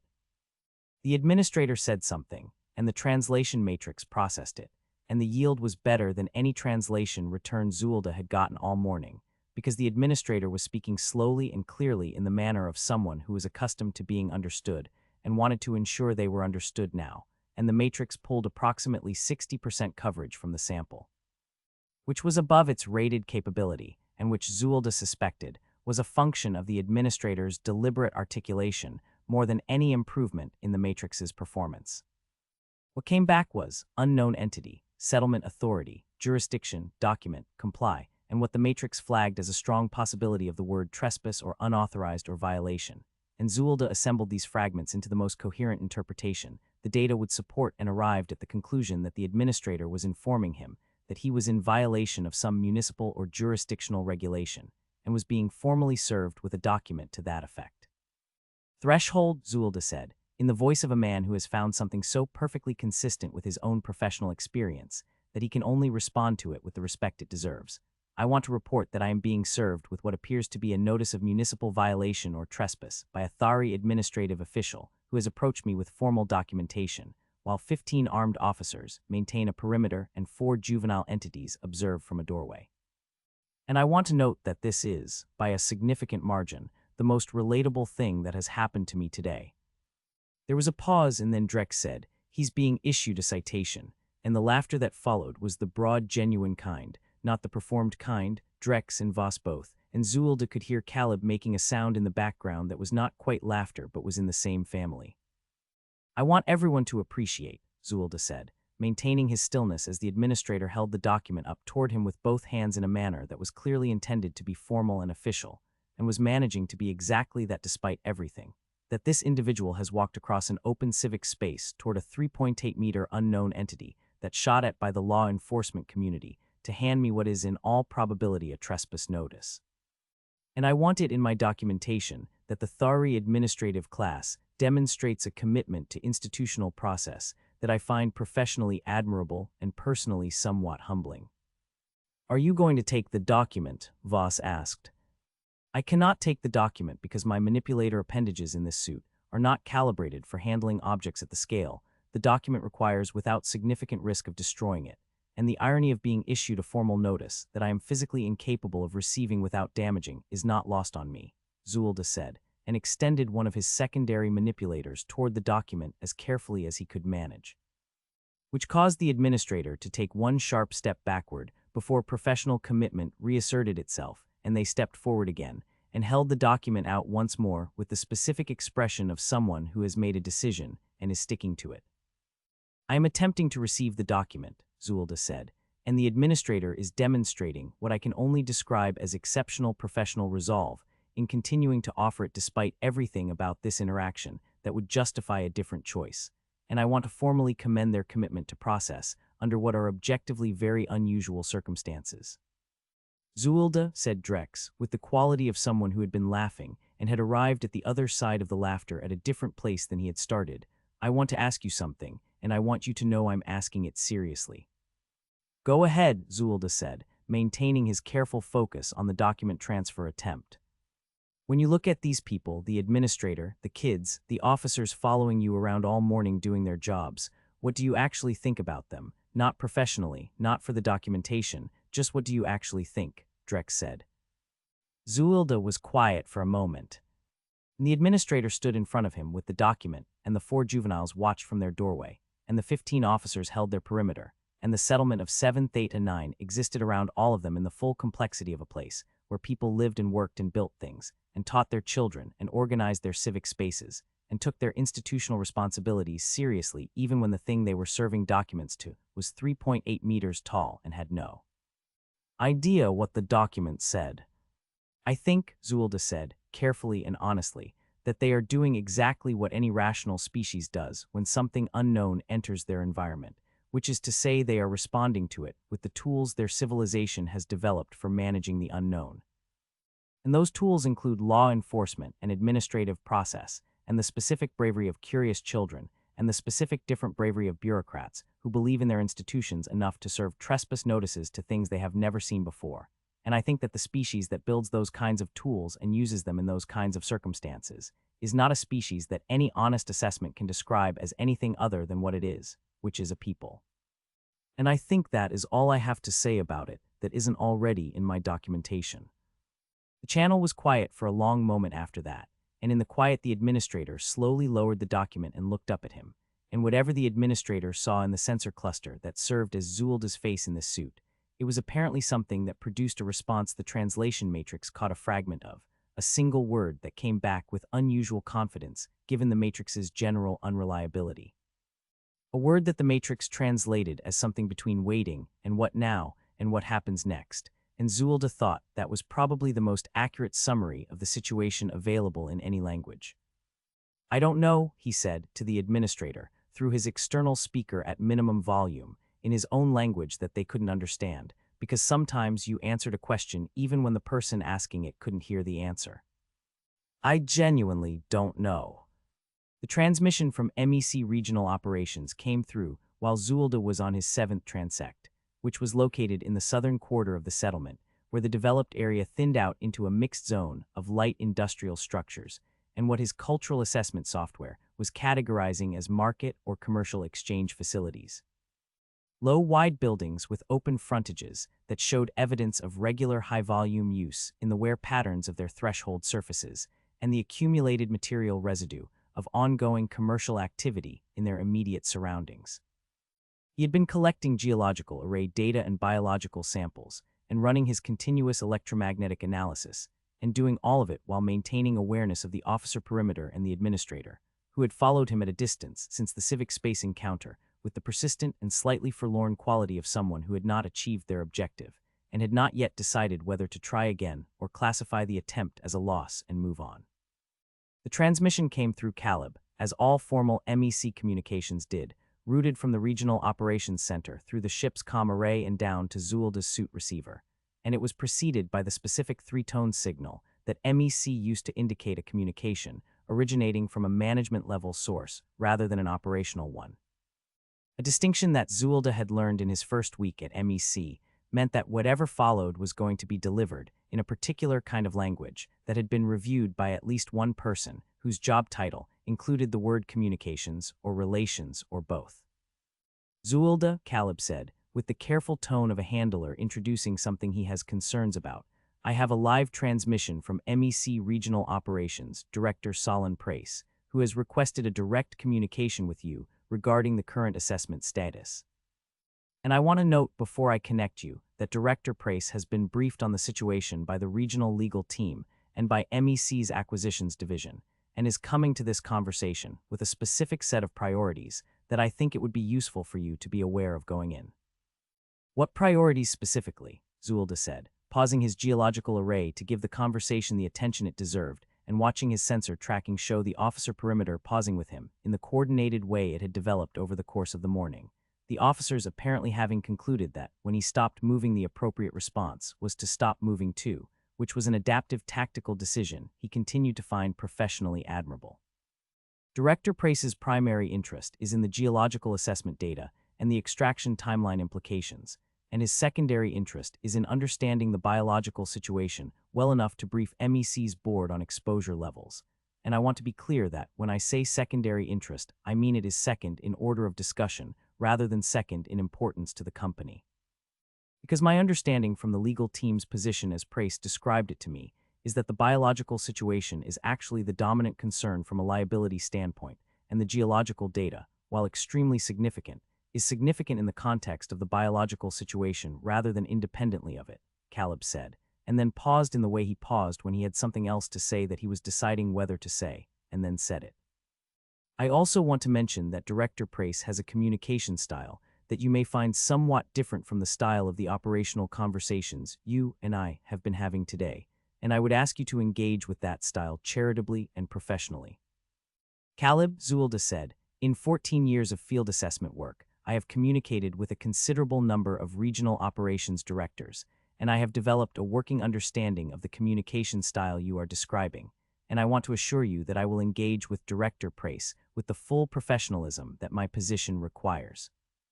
And I want you to note that I am saying this at the same time as I am standing in the middle of a settlement of 25,000 people on a planet with 1 billion inhabitants, while 15 officers maintain a perimeter around me, and an administrator follows me with an undeliverable trespass notice. So my definition of professionalism under difficult circumstances has been substantially refined today, and I think I can manage a conversation with a regional director. That's reassuring, Caleb said, in a tone that suggested it was partially reassuring at best, and then the transmission connected, and a new voice came onto the channel, a voice that had the specific quality that voices acquire when their owners have spent a long time in positions where other people listen carefully to what they say, a quality of practiced authority that sat in the lower register, and moved at a considered pace, and chose its words with the deliberateness of someone who understood that words. In their profession were instruments with precise functions rather than general-purpose communication tools. Zuillda, said Director Solon Prace, I'm connecting from regional operations, and I want to start by saying that the work you've been doing down there today has given us a picture that we didn't have this morning, and that picture is extremely valuable to the company regardless of the complexities it introduces. And I think it's important to acknowledge that before we get into the substance of what we need to discuss. Because the quality of your field work has been noted at the senior level, and that's not nothing.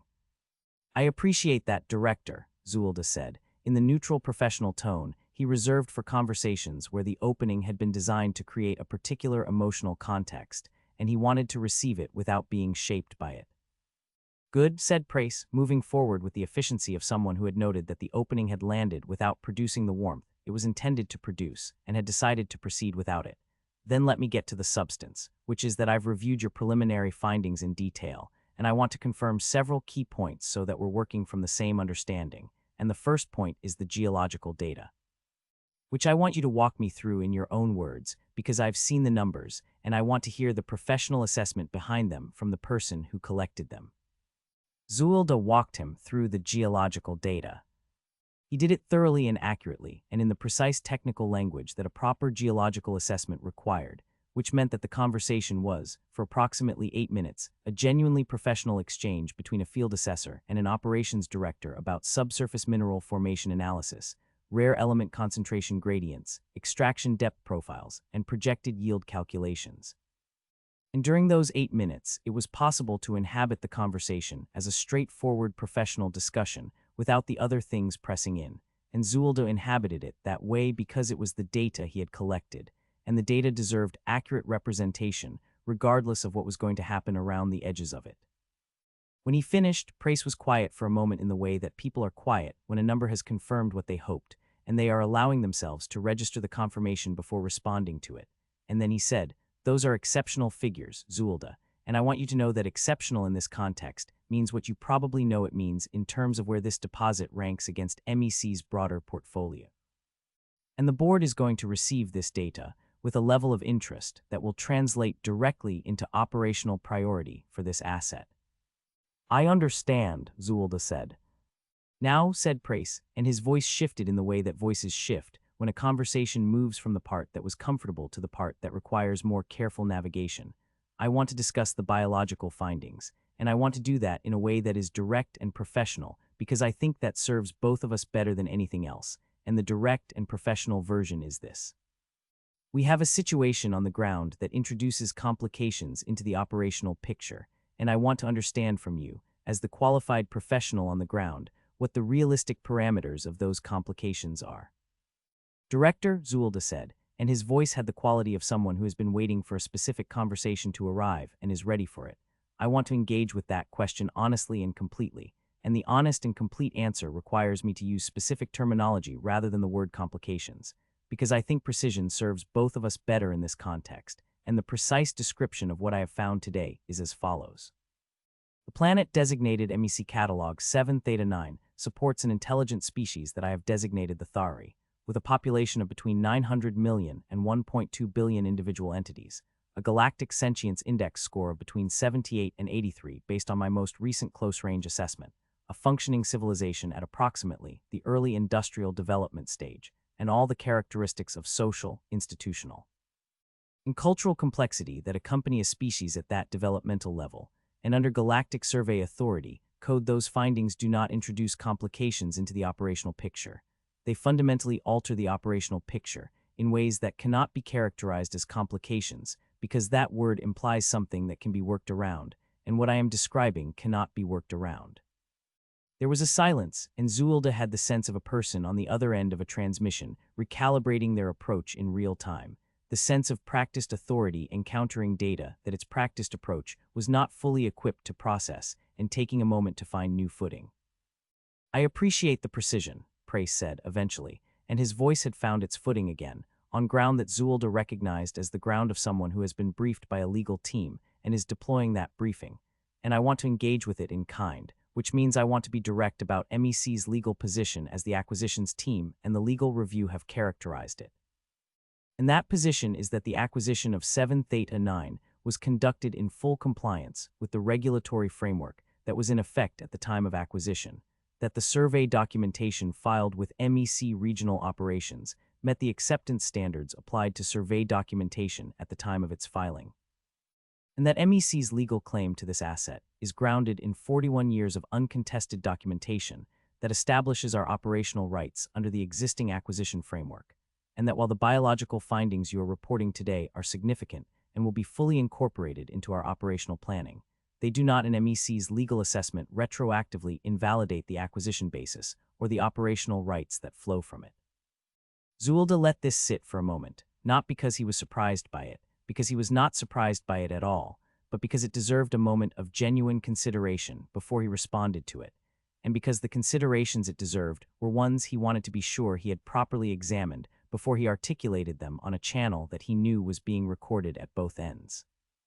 Director Prace, Zuillda said, I want to respond to what you've just said in the same spirit of directness and professionalism that you offered it in, and I want to start by acknowledging that the legal position you have described is a coherent legal position that I understand and that I am not disputing on its own terms, because I am a field assessor and not a lawyer and the specific legal analysis is not my domain, and I am going to stay in my domain,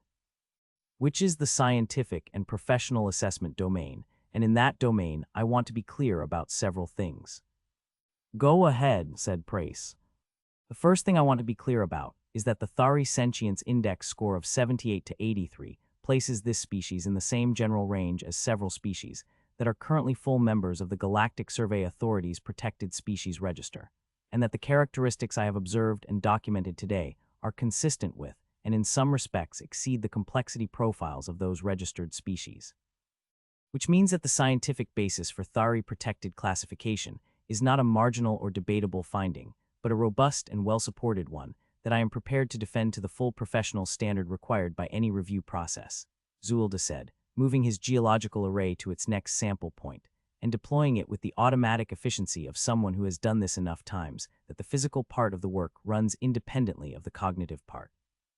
And the second thing I want to be clear about is that MEC's legal position, as you have described it, rests on the validity of the original survey documentation. And I have examined that documentation in considerable detail today, and I have significant professional concerns about its methodological basis that I have been documenting throughout this assessment, and that I intend to include in my final report.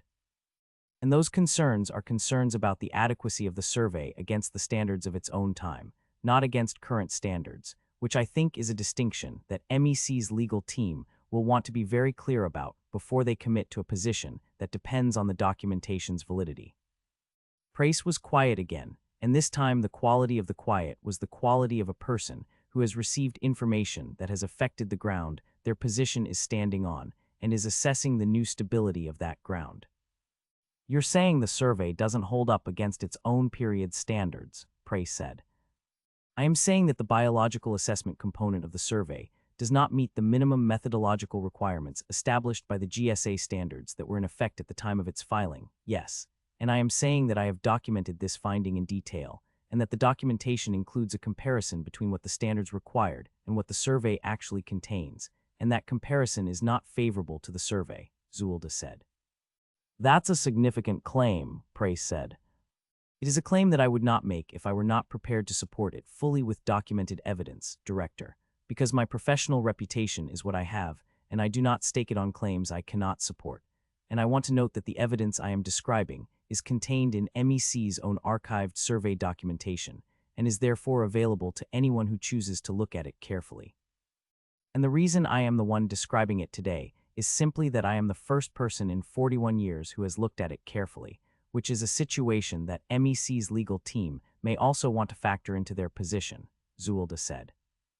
The channel had gone very quiet, and Zuillda could hear in the background of the transmission the ambient sounds of a regional operations center, voices and equipment, the ordinary sounds of a large organization going about its business, and he thought about the distance between that ordinary institutional background and the civic space where an administrator had tried to serve him a trespass notice while children watched. And he thought about what the connection was between those two places and what flowed along that connection, and he kept his voice level and professional and waited. Zuillda, Price said, and his voice had arrived somewhere new, had shed the practiced authority register, and was speaking from something more direct underneath it. I want to ask you a question off the record.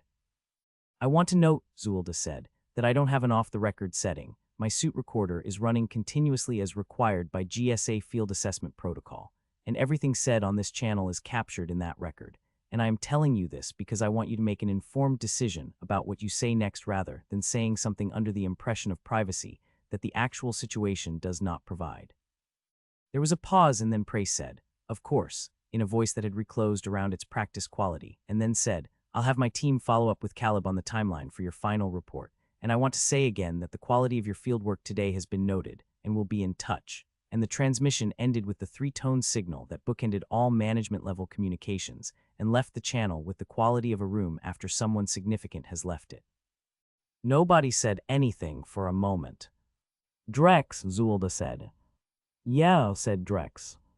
"What is MEC going to do?" Zuillda said, not as a question but as a statement that had a question's shape, because he knew the answer and he was putting it on the channel because he wanted to hear what Drex said when he answered it honestly. And Drex said things honestly when they were past the point of performance. "They're going to proceed," Drex said, without the usual texture of his voice, flat and certain. "They're going to take the legal position that the acquisition stands, and they're going to advance the extraction timeline, and they're going to deal with the biological question in whatever way their legal team thinks gives them the most cover. And the fact that you've documented everything today the way you have is going to matter to somebody somewhere, but it's not going to be the somebody who makes the decision about this planet. Because the somebody who makes that decision is going to be looking at your geological numbers and thinking about what those numbers mean for the company's position and their own position and the board's position. And the THARI are going to be a line item in the risk assessment rather than the point of the conversation." "Yes," Zuillda said. "That is what I thought." "Does it change what you're going to do?" Drex asked. "No," Zuillda said, "it doesn't change what I'm going to do. And I want to be clear that the reason it doesn't change what I'm going to do is not stubbornness or any kind of gesture. It's simply that what I'm going to do is file an accurate and complete report in full compliance with all applicable protocols. And whether MEC proceeds or doesn't proceed doesn't change what accurate and complete means or what all applicable protocols requires."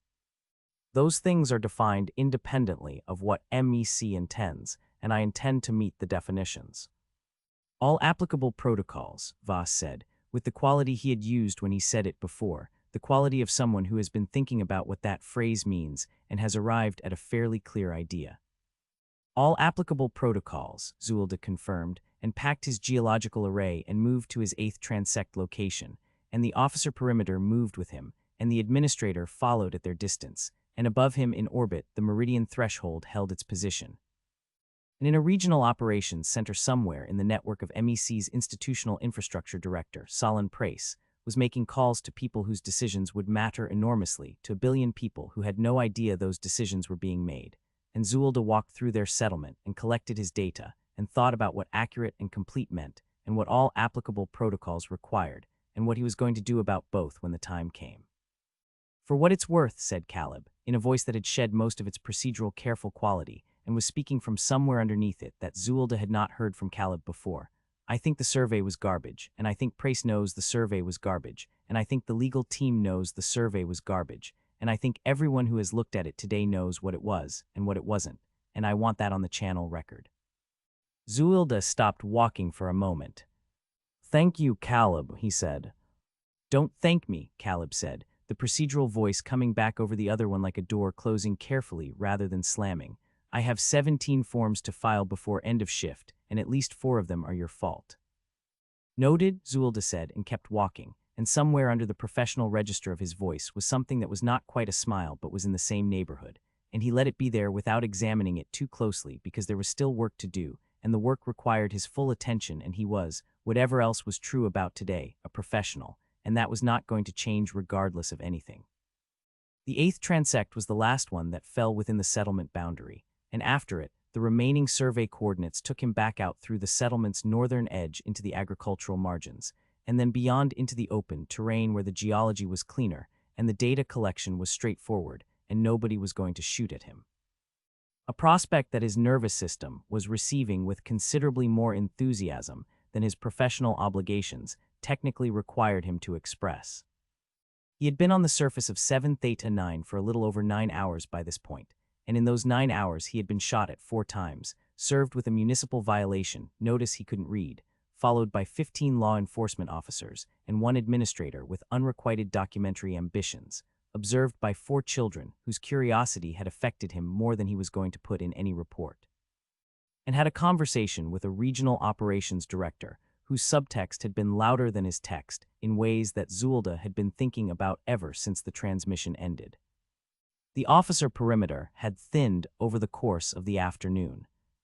3 of the 15 had apparently been reassigned, or had reached the end of whatever shift structure the Thari law enforcement institution operated on, because their signatures had dropped off his sensor tracking at regular intervals without being replaced, leaving 12, and then 10, and currently 9 officers maintaining the perimeter with the somewhat reduced energy of people who had been doing the same thing for many hours and had not yet been relieved of the responsibility. He found himself hoping, in the non-professional part of his awareness, that they were going to get a meal at some point, and noted the hope without commenting on it. The administrator had gone back to the administrative building cluster an hour after the civic space encounter and had not reappeared, and Zuillda had catalogued their departure in his documentation as the conclusion of the first formal administrative contact event with a Thari institutional representative, which he recognized was a characterization that made the trespass notice attempt sound considerably more dignified than a trespass notice attempt, but which was also, he felt, the accurate professional framing of what had actually happened, because the administrator had attempted to apply their institutional framework to an unprecedented situation using the tools their institution had given them, and that deserved accurate documentation rather than condescension. He was packing his 8th transect array and preparing to move to the northern edge of the settlement when Caleb came onto the channel with the quality he had when he was carrying something heavy and had decided that carrying it alone was no longer practical. "Zuillda," Caleb said, "I need to brief you on communications I have received from MEC Regional Operations in the 2 hours since Director Price's call, and I want to do that now rather than waiting until you are back on the ship, because I think the content is relevant to your remaining field time, and I want you to have it while you can still act on it if you choose to." "Go ahead," Zuillda said, and began moving toward the northern edge of the settlement, at a pace that his sensor tracking showed the remaining 9 officers adjusting to with the weary professionalism of a long shift's end. MEC Regional Operations has completed its initial legal review of the 7 Theta 9 situation and has communicated their position and their operational intentions to this ship, and I am going to read you the relevant sections of that communication in the precise language in which they were written, because I think the precise language matters, and I don't want to be accused of characterizing it inaccurately, Caleb said. And there was in his voice the quality of a man reading from a document he has read several times already, and whose relationship with the document has not improved with repetition. The communication states, and I am quoting directly, MEC Regional Operations has reviewed the field assessment data transmitted by Assessor Zuillda from MEC-Catalogue 7 Theta 9 and has conducted a comprehensive legal analysis of the acquisition status, operational rights, and biological findings in consultation with MEC's senior legal team and acquisitions division leadership. Following that review, MEC Regional Operations confirms that the acquisition of MEC-Catalogue 7 Theta 9 is legally valid and operationally current under the terms of MEC's standard acquisition framework, and that the extraction planning process for this asset will proceed in accordance with the approved operational timeline. MEC acknowledges the biological assessment findings submitted by Assessor Zuillda and notes that those findings are being incorporated into MEC's operational risk assessment framework. Pre-extraction orbital infrastructure deployment has been authorized and is scheduled to commence in 16 months, with surface operations projected to begin at month 18 of the current operational timeline. Assessor Zuillda is directed to complete his geological assessment, file his final resources report, and return to the ship at the conclusion of his field work, Caleb said, and then stopped reading and was quiet in the way of a person who has delivered a thing and is waiting to see what it does when it lands. The channel was quiet for a moment, and the settlement of 7 Theta 9 moved around Zuillda in the late afternoon light, the long shadows of the buildings reaching across the streets, and the sounds of the community going about what remained of its day filtering through his audio sensors with the full texture of a place that was alive and ongoing and entirely unaware of what had just been read out on a comm channel 9 hours into a survey of its subsurface geology. Caleb, Zuillda said, in a voice of complete professional composure, that he was maintaining through the specific effort that complete professional composure requires when what you are composing is something that would very much prefer not to be composed. I want to confirm that I have understood the communication correctly, and I am going to restate my understanding and ask you to correct me if I have got anything wrong. Because I want to be absolutely certain about what MEC Regional Operations has decided before I respond to it. Go ahead, Caleb said. MEC Regional Operations has reviewed the finding that this planet supports an intelligent species with a population of between 900 million and 1.2 billion individual entities, a sentience index score of 78 to 83, and a functioning civilization at the early industrial development stage. And having reviewed that finding, they have decided that extraction operations will proceed on a timeline that begins orbital infrastructure deployment in 16 months and surface operations in 18 months, and that the biological findings have been, in their precise language, incorporated into MEC's operational risk assessment framework, which is a phrase that I want to examine for a moment, because I want to understand what it means in practical terms, Zuillda said. I believe it means, Caleb said carefully, that the legal and acquisitions teams have assessed the biological findings as a risk factor to be managed within the operational plan rather than as a factor that alters the fundamental decision about whether to proceed. A risk factor to be managed, Zuillda said. That is the language the communication uses, yes, Caleb said. Drex, Zuillda said. I'm here, Drex said, and his voice had none of its usual qualities, none of the ease or the performance or the readiness to be entertained, just the flat and present quality of someone who is paying complete attention. When MEC's operational plan for a planetary extraction asset proceeds to the surface operations phase on a planet that has 1 billion people on it, and no one has told those people anything about what is coming, and when the communication describing that plan characterizes the 1 billion people as a risk factor to be managed, I want you to tell me, in plain language, and without any of the packaging that we normally put around difficult things in professional communications. What you think that means for the 1 billion people, Zuillda said. The silence that followed was not the silence of people composing answers. It was the silence of people who knew the answer and were sitting with knowing it. You know what it means, Drex said eventually. I know what it means, Zuillda said.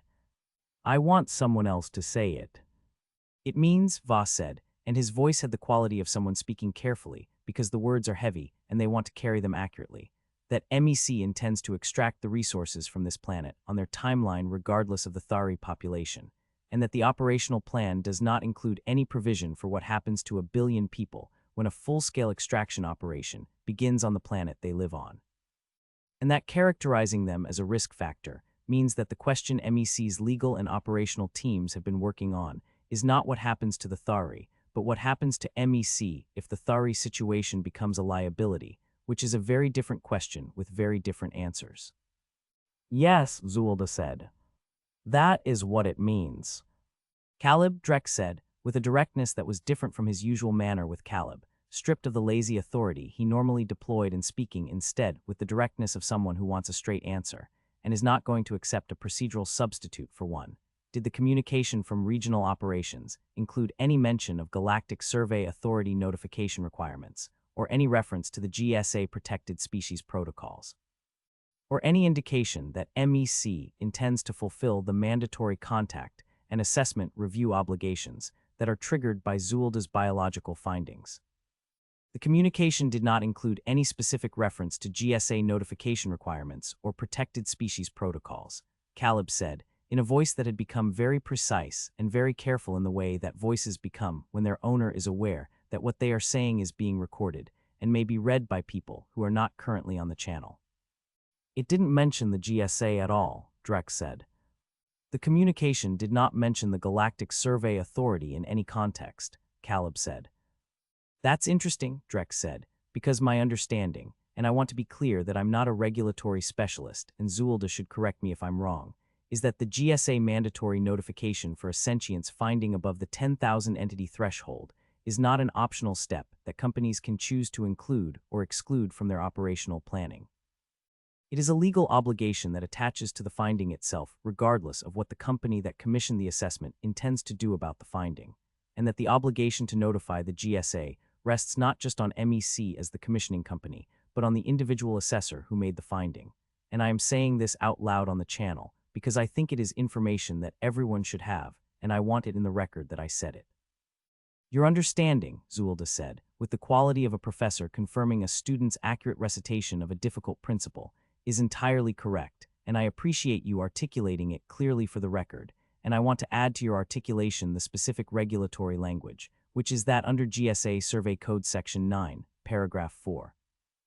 Any qualified field assessor who documents a sentience finding meeting or exceeding the minimum threshold is required to file a formal sentience assessment report directly with the Galactic Survey Authority within 72 hours of the finding, and that the filing requirement is independent of and in addition to any reporting obligations to the commissioning company, and that failure to file within the 72-hour window is a professional violation that can result in assessor decertification.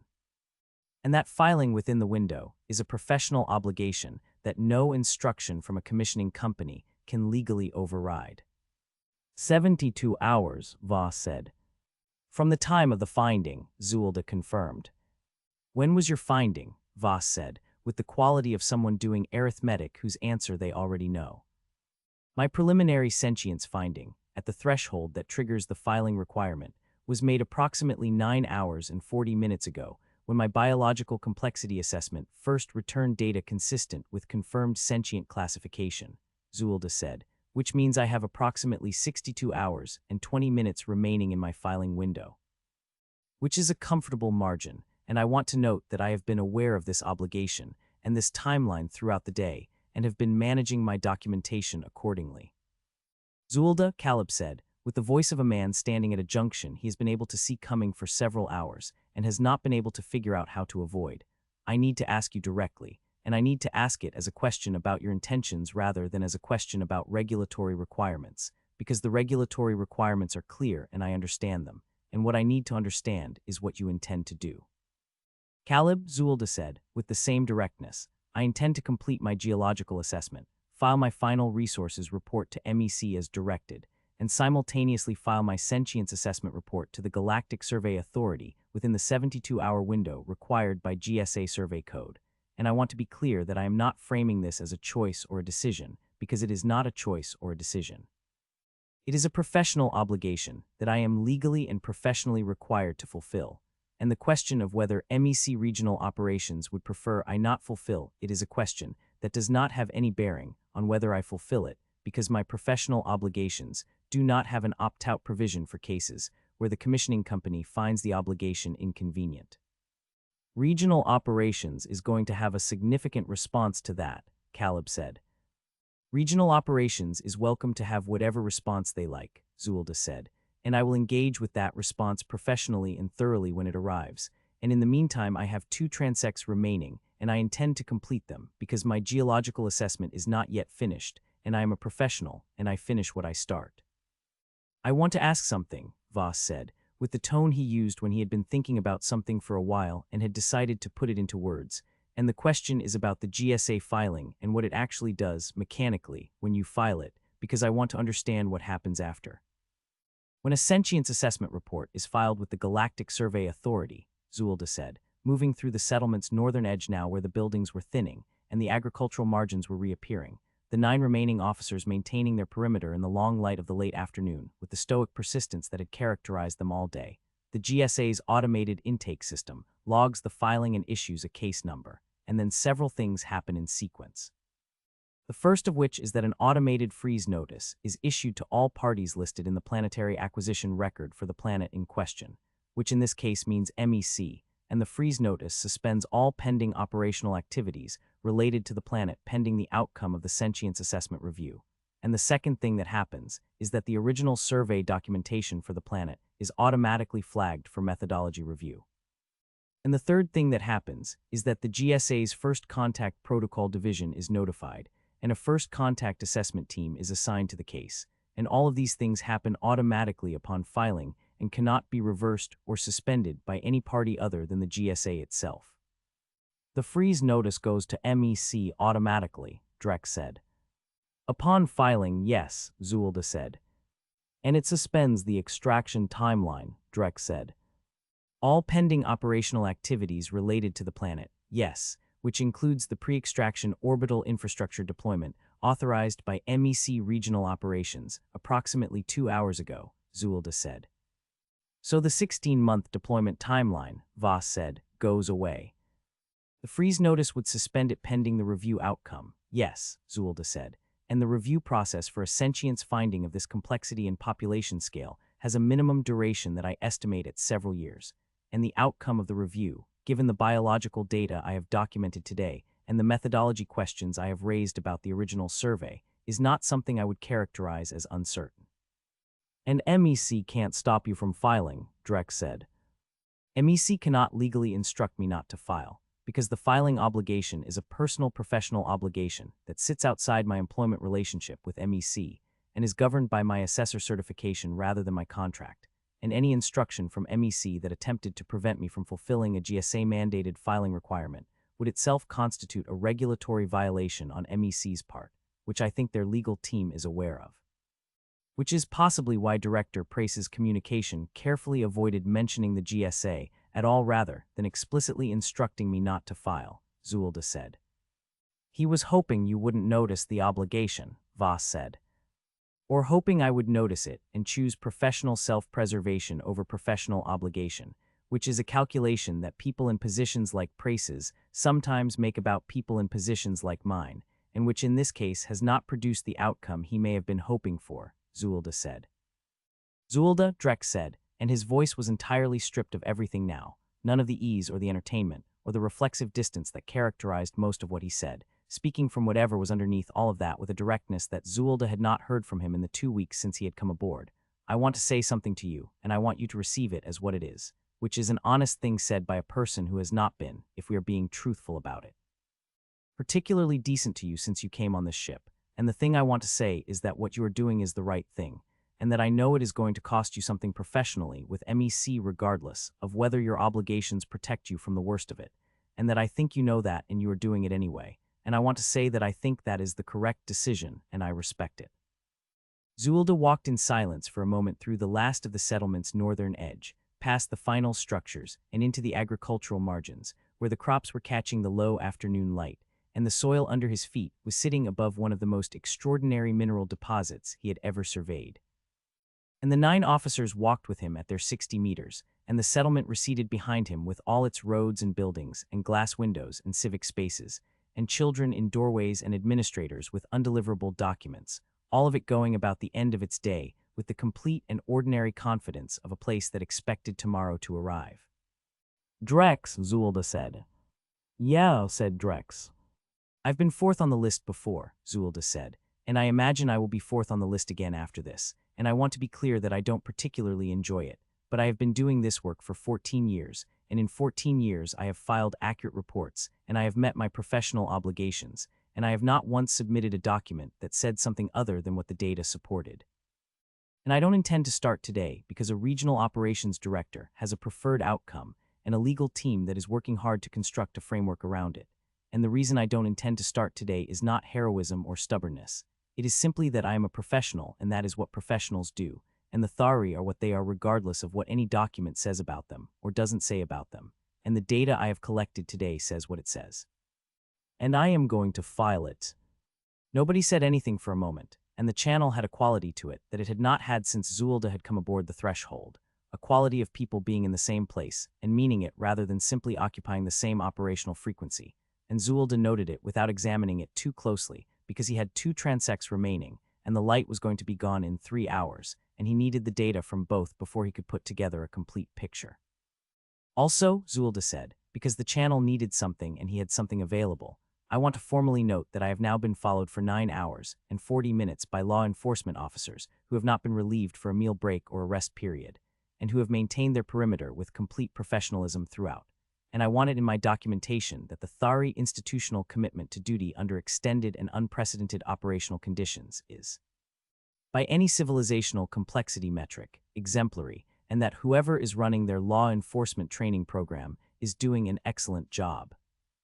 The sound that came out of Drex was genuine laughter, the real kind, the kind that surprises the person doing it, and it was followed immediately by Voss doing the same, and even Caleb made the sound that was not quite laughter, but had given up pretending it was something else entirely.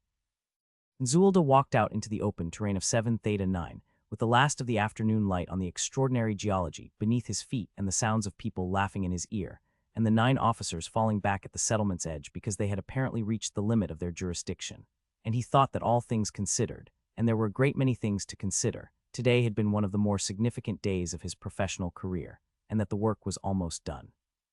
And that what came after the work was going to matter enormously, and that he was ready for it. The 9th and 10th transects were the cleanest data collection of the entire day, which Zuillda attributed partly to the absence of law enforcement perimeters and municipal administrators, and partly to the fact that the open terrain north of the settlement sat above the deepest and most concentrated section of the formation he had been mapping all day, the geological equivalent of finding the center of something after spending hours working around its edges. The subsurface readings here were extraordinary even by the standard that the day's earlier readings had established as extraordinary, and he collected the data with the thoroughness it deserved and filed it in his running resources report with the automatic precision of someone who has been doing this long enough that quality of execution is not something that requires conscious effort. It is simply what work looks like when it comes out of hands that know what they are doing. He completed the 10th transect as the light was failing, the sun of 7 Theta 9 dropping toward the horizon with the particular quality of light that late afternoons have on planets with slightly thicker atmospheres than standard, a warm and heavy quality that caught the agricultural land around him and made the cultivated fields look like something someone had painted rather than something that had grown. And he stood in the middle of it and ran his final sensor sweeps and collected his last samples and let his documentation system pull everything together into the preliminary resources report that was the primary deliverable of his mission. And when the report compiled, he read it through once from beginning to end with the focused attention he gave to every document he produced before he signed his certification to it. It was, by any honest professional assessment, an exceptional report. The geological data was thorough and precise, and documented to a standard that significantly exceeded the minimum requirements of his contract and of the GSA field assessment guidelines, because he had been doing thorough and precise work for 14 years, and he did not know how to do it any other way. The mineral formation he had characterized was one of the most significant finds in his career, and the report said so, accurately and without inflation, with the specific technical language that qualified the claim and the data that supported it. And any extraction planning team that received the report would have everything they needed to understand exactly what was in the ground beneath 7 Theta 9 and exactly what it would take to get it out. He signed his professional certification to the resources report and queued it for transmission, and then he opened his sentience assessment documentation and read through that from beginning to end as well. And the sentience assessment documentation was, if anything, more thorough than the resources report because he had been adding to it all day, and it contained everything, every biological sample reading, every behavioral observation, every electromagnetic signal analysis, every population density extrapolation, every cultural complexity indicator, every close-range neurological scan, the administrator, the officers, the children in the doorway, all of it documented with the same precision and the same care and the same professional certification that he brought to the rocks, because the Thari deserved the same quality of documentation that the rocks received, and he had made sure they got it. He read it through and he checked every data point, and every citation, and every cross-reference to GSA protocol, and every application of GSA survey code to the findings it governed. And when he was satisfied that it was accurate and complete and professionally unassailable, he queued it for transmission alongside the resources report, and then he opened his pre-deployment concern notation, which had reached 31 items over the course of the day. And he read through that as well and added 3 items he had been holding in reserve, items 32 through 34, which addressed the translation matrix calibration failure, the suit acoustic profile and its impact on operational security, and the systematic relationship between the original survey's methodological failures and the operational conditions he had been working in all day, and he certified that document too and added it to the transmission queue. Threshold, Zuillda said, beginning the walk back toward his original landing coordinates where the drop pod was waiting to take him home. I am completing my field work and preparing to transmit my final documentation package, and I want to walk you through what I am transmitting because I think it is important that everyone on the channel understands what is going out and where it is going before it goes. We're listening, said Drex, and the channel had the quality it had developed over the last few hours, the quality of people paying genuine attention rather than monitoring an operational frequency. I am transmitting 3 documents, Zuillda said, moving through the agricultural margins in the fading light with the exosuit producing its hydraulic commentary at the reduced volume of a suit whose systems had been running for 12 hours and were beginning to express their fatigue in the only language available to them. The first of which is my preliminary geological resources report for MEC-Catalogue 7 Theta 9, which I am transmitting to MEC Regional Operations as directed by the operational parameters of this mission and as required by my contract, and that report contains the complete geological assessment data from all 10 transects and the full characterization of the subsurface mineral formation, including yield projections and extraction depth profiles. And it is a thorough and accurate document that MEC's extraction planning team can use immediately and that I am professionally satisfied with. And the other too, Voss said. The second document is my sentience assessment report for the species I have designated the Thari, inhabitants of MEC-Catalogue 7 Theta 9, which I am filing with the Galactic Survey Authority in fulfillment of the mandatory reporting obligation under GSA Survey Code Section 9, Paragraph 4, within the 72-hour window required by that code, and that report contains the complete biological, behavioral, cultural, and neurological assessment data I have collected today, the population estimates with their methodology and error margins, the sentience index scoring with its supporting data, the civilizational complexity assessment, and my formal professional recommendation for Thari classification as a protected developing species under the GSA Protected Species Register, Zuillda said, and paused to let that settle before continuing.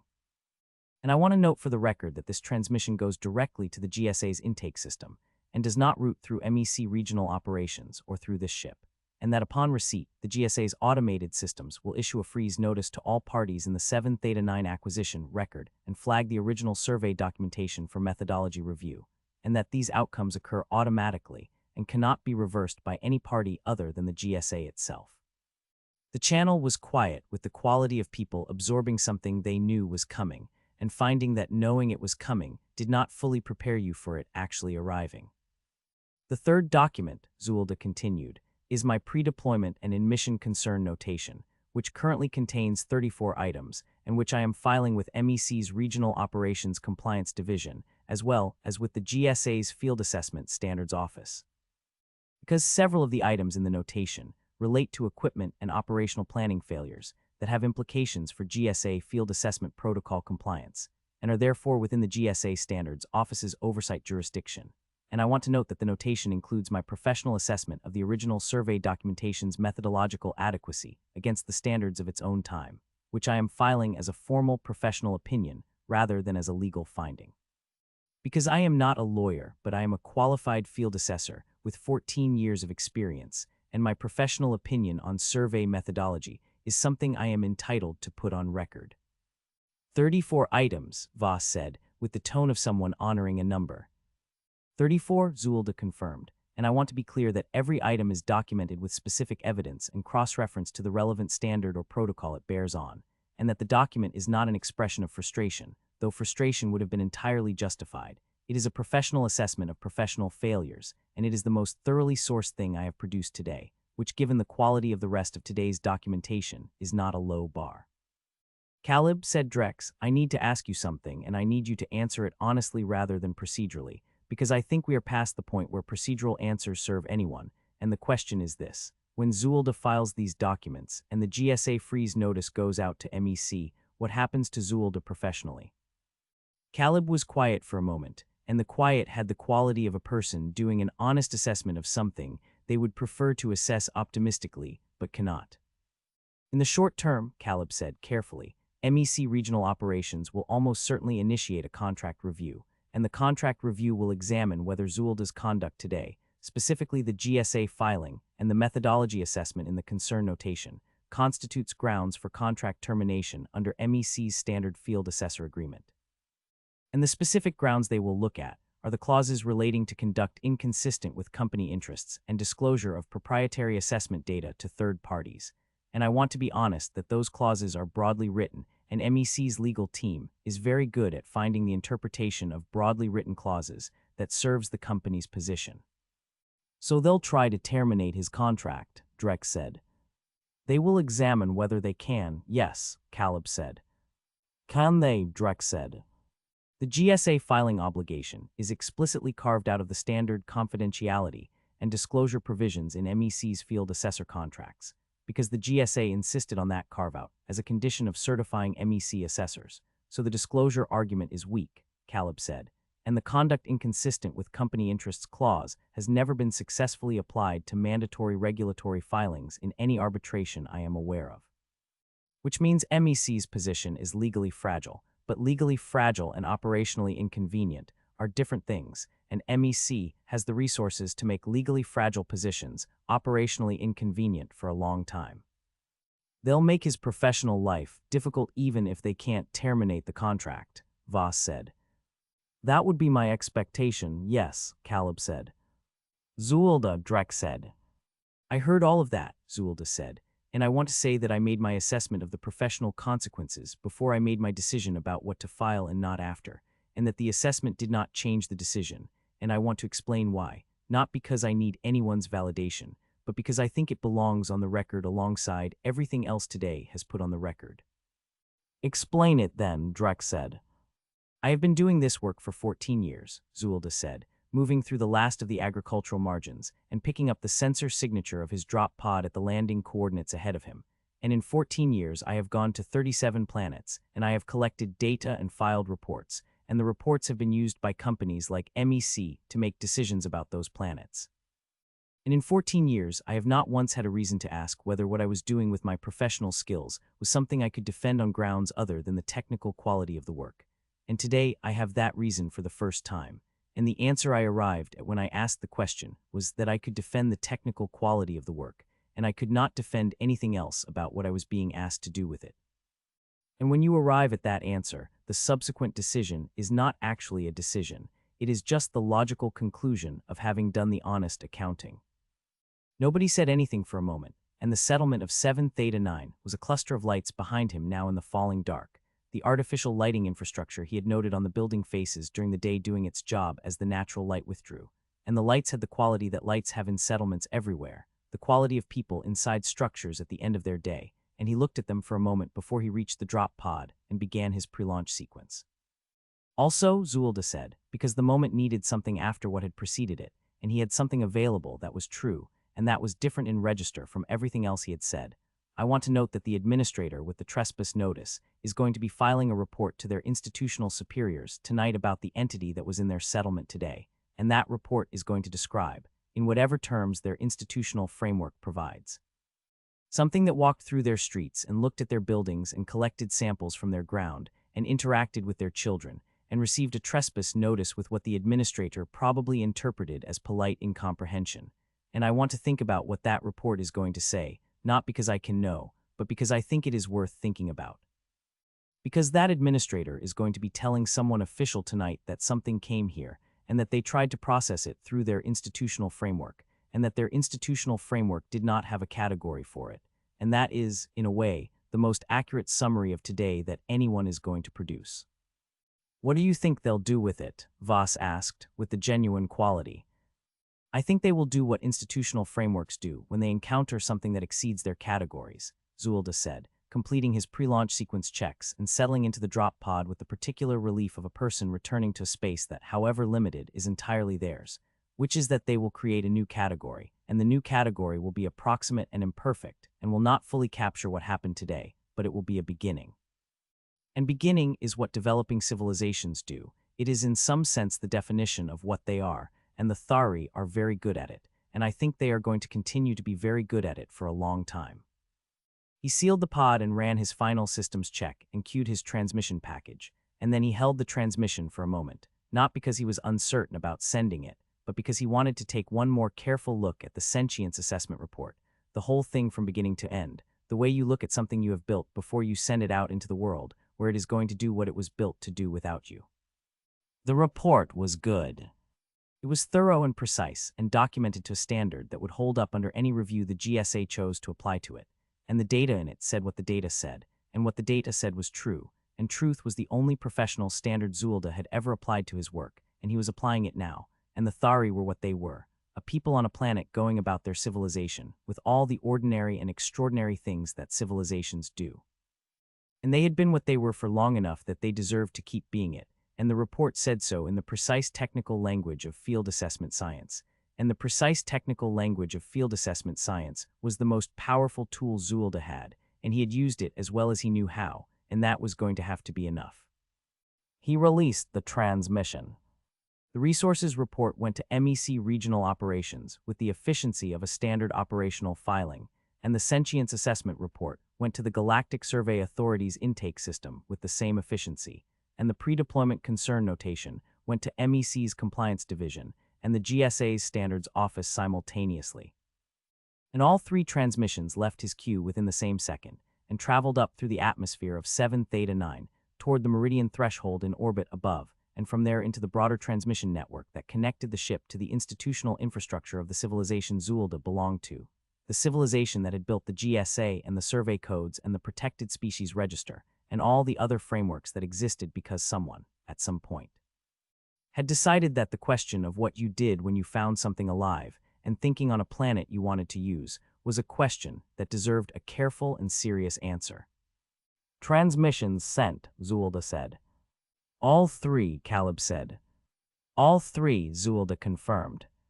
The channel was quiet, and in the quiet the first automated response arrived, the GSA intake confirmation, a case number and a timestamp, and a brief automated message that said, in the formal language of institutional acknowledgement, that the sentience assessment report for the species-designated Thari, planet MEC-Catalogue 7 Theta 9, had been received and logged and assigned to the GSA's Sentience Review Division,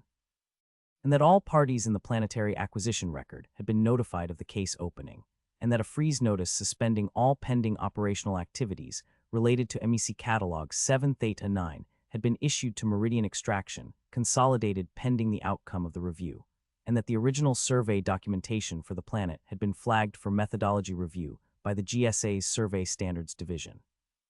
and that the GSA's First Contact Protocol Division had been notified, and a first contact assessment team would be assigned within 30 standard days. Zuillda read the confirmation through once and filed it in his mission documentation and initiated his launch sequence, and the drop pod lifted from the surface of 7 Theta 9 and began its ascent through the atmosphere toward the ship. And below him, the lights of the settlement were a small warm cluster in the dark of the planet, and he watched them until the cloud layer closed over them and they were gone.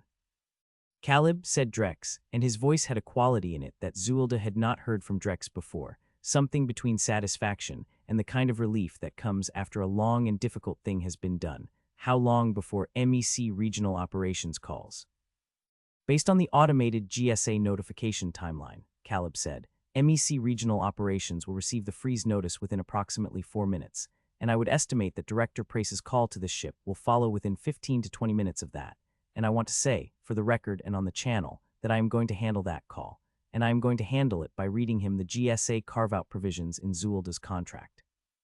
And I am going to do that slowly and clearly in the manner of someone who has read the provisions several times already and is confident in their content. And if Director Prace would like to have a further conversation after that, I will refer him to MEC's legal team, which is where conversations of that nature belong. Caleb, Zuillda said, from inside the ascending drop pod with the atmosphere of 7 Theta 9 streaming past his sensors on the way out of it. That is the most professionally satisfying thing you have said in the entire time I have been on this ship. Don't get used to it, Caleb said, with the voice of a man putting the procedural quality back on over the other thing like a coat, carefully and with full awareness of what he was doing. I have 23 forms to file before end of shift, and at least 9 of them are now directly attributable to your activities today, and I intend to note that in the processing time records. Note whatever you like, Zuillda said. I'll be on the ship in 20 minutes, and I am going to find the least unpleasant available beverage, and I am going to sit somewhere quiet, and I am going to write the first draft of my formal response to MEC's contract review, which I expect to receive within 48 hours, and which I intend to have prepared for before it arrives. That's optimistic, Voss said. I'd give it 36. 30, said Drex. Prace is going to be on the phone to legal before the freeze notice finishes printing. I'll split the difference with both of you, Zuillda said, and regardless of when it arrives, I will be ready for it, because I have been ready for it since approximately 40 minutes after I landed this morning. And I want to note that being ready for the consequences of doing the right thing is a significantly more comfortable position than the alternative, even if the alternative would have been professionally simpler in the short term. And I think that observation belongs on the record, alongside everything else today has produced. The Meridian threshold appeared in his forward sensors as the drop pod cleared the upper atmosphere, the ship's running lights a steady pattern against the dark, and Zuillda looked at it with the particular feeling that you have when you are returning to a place that is not home, but is the closest thing to home that is currently available, and thought that it was a better feeling than he had expected it to be, given everything. And filed that observation in the non-professional part of his awareness, where it sat alongside the children in the doorway, and the administrator with the document, and the 9 officers walking with him in the late afternoon light, all of it accumulating into something that was not yet fully formed, but that he suspected was going to have a shape he could identify when he had enough distance from the day to see it properly. Zuillda, said Voss, as the drop pod began its docking approach, and his voice had the quality it occasionally produced when Voss had been thinking about something quietly for a long time, and had arrived at the end of his thinking and wanted to say what was there. Do you think they're going to be all right, the Thari, after all of this, after the review and the first contact process, and whatever MEC does with the legal challenge? Do you think they're going to be all right in the end? Zuillda considered the question with the seriousness it deserved and watched the threshold grow in his forward sensors, and thought about the administrator and the officers and the children, and the road with the combustion drive conveyance on it that had been the first thing he had seen on the way down, the road that someone had built and maintained and used, until it was worn with the ordinary use of a community that expected to keep using it. And he thought about what the Thari had built in the time, since Fenwell and Cullen and Vale had flown past them at Warp 6, and decided there was nothing there worth slowing down for. And he thought about the sentience assessment report that was now logged in a GSA case file with a number attached to it, and a freeze notice flowing toward Meridian Extraction, consolidated with the unstoppable efficiency of an automated system, doing exactly what it was designed to do. I think, Zuillda said, as the docking clamps received the drop pod and the Meridian threshold closed around him with the sounds of a ship that had been running for a long time and knew its business, that the Thari have been building their civilization for several hundred years without any help from anyone, and that they have produced roads and glass windows and municipal administration and law enforcement training programs and children who are curious about things that should frighten them. And that a species that can do all of that while nobody is paying attention can probably manage what comes next now that someone is, and that the report I filed today is the beginning of someone paying attention in the official and documented and legally consequential way that actually matters, and that beginning is not nothing. It is in fact quite a lot, and I think they are going to be all right. Good, said Voss. Yes, Zuillda said, and the drop pod hatch opened, and he climbed out of the exosuit for the first time in 13 hours and stood in the deployment bay in his own skin and breathed air that smelled of ship rather than industrial lubricant, which was an improvement he was not going to take for granted. And he stood there for a moment and let the day settle around him before he went to find the least unpleasant available beverage and get ready for what came next. The least unpleasant available beverage on the Meridian threshold turned out to be a synthesized grain derivative that the ship's dispensary labeled with a name that implied warmth and character, and delivered something that was technically neither, but was hot and had sufficient chemical complexity to occupy the palate while the mind was doing other things. And Zuillda sat in the small functional space adjacent to the deployment bay that served as the ship's informal common area and drank it and worked on the first draft of his contract defense document and waited for the calls to start. The first call came in 22 minutes after docking, which meant Drex had been closest with his estimate, and it was not from Director Prace. It was from MEC's chief legal officer. Zuillda looked at the identifier on his comm screen for a moment before accepting the transmission, because the chief legal officer of Meridian Extraction Consolidated was not a person who made calls to field assessors over contract disputes. The chief legal officer of Meridian Extraction Consolidated was a person who had people who made those calls, and the fact that she was calling him directly, personally. Within 22 minutes of the GSA freeze notice landing on MEC's operational systems, told him something about how the freeze notice had been received that no amount of careful corporate language was going to be able to obscure. He accepted the transmission.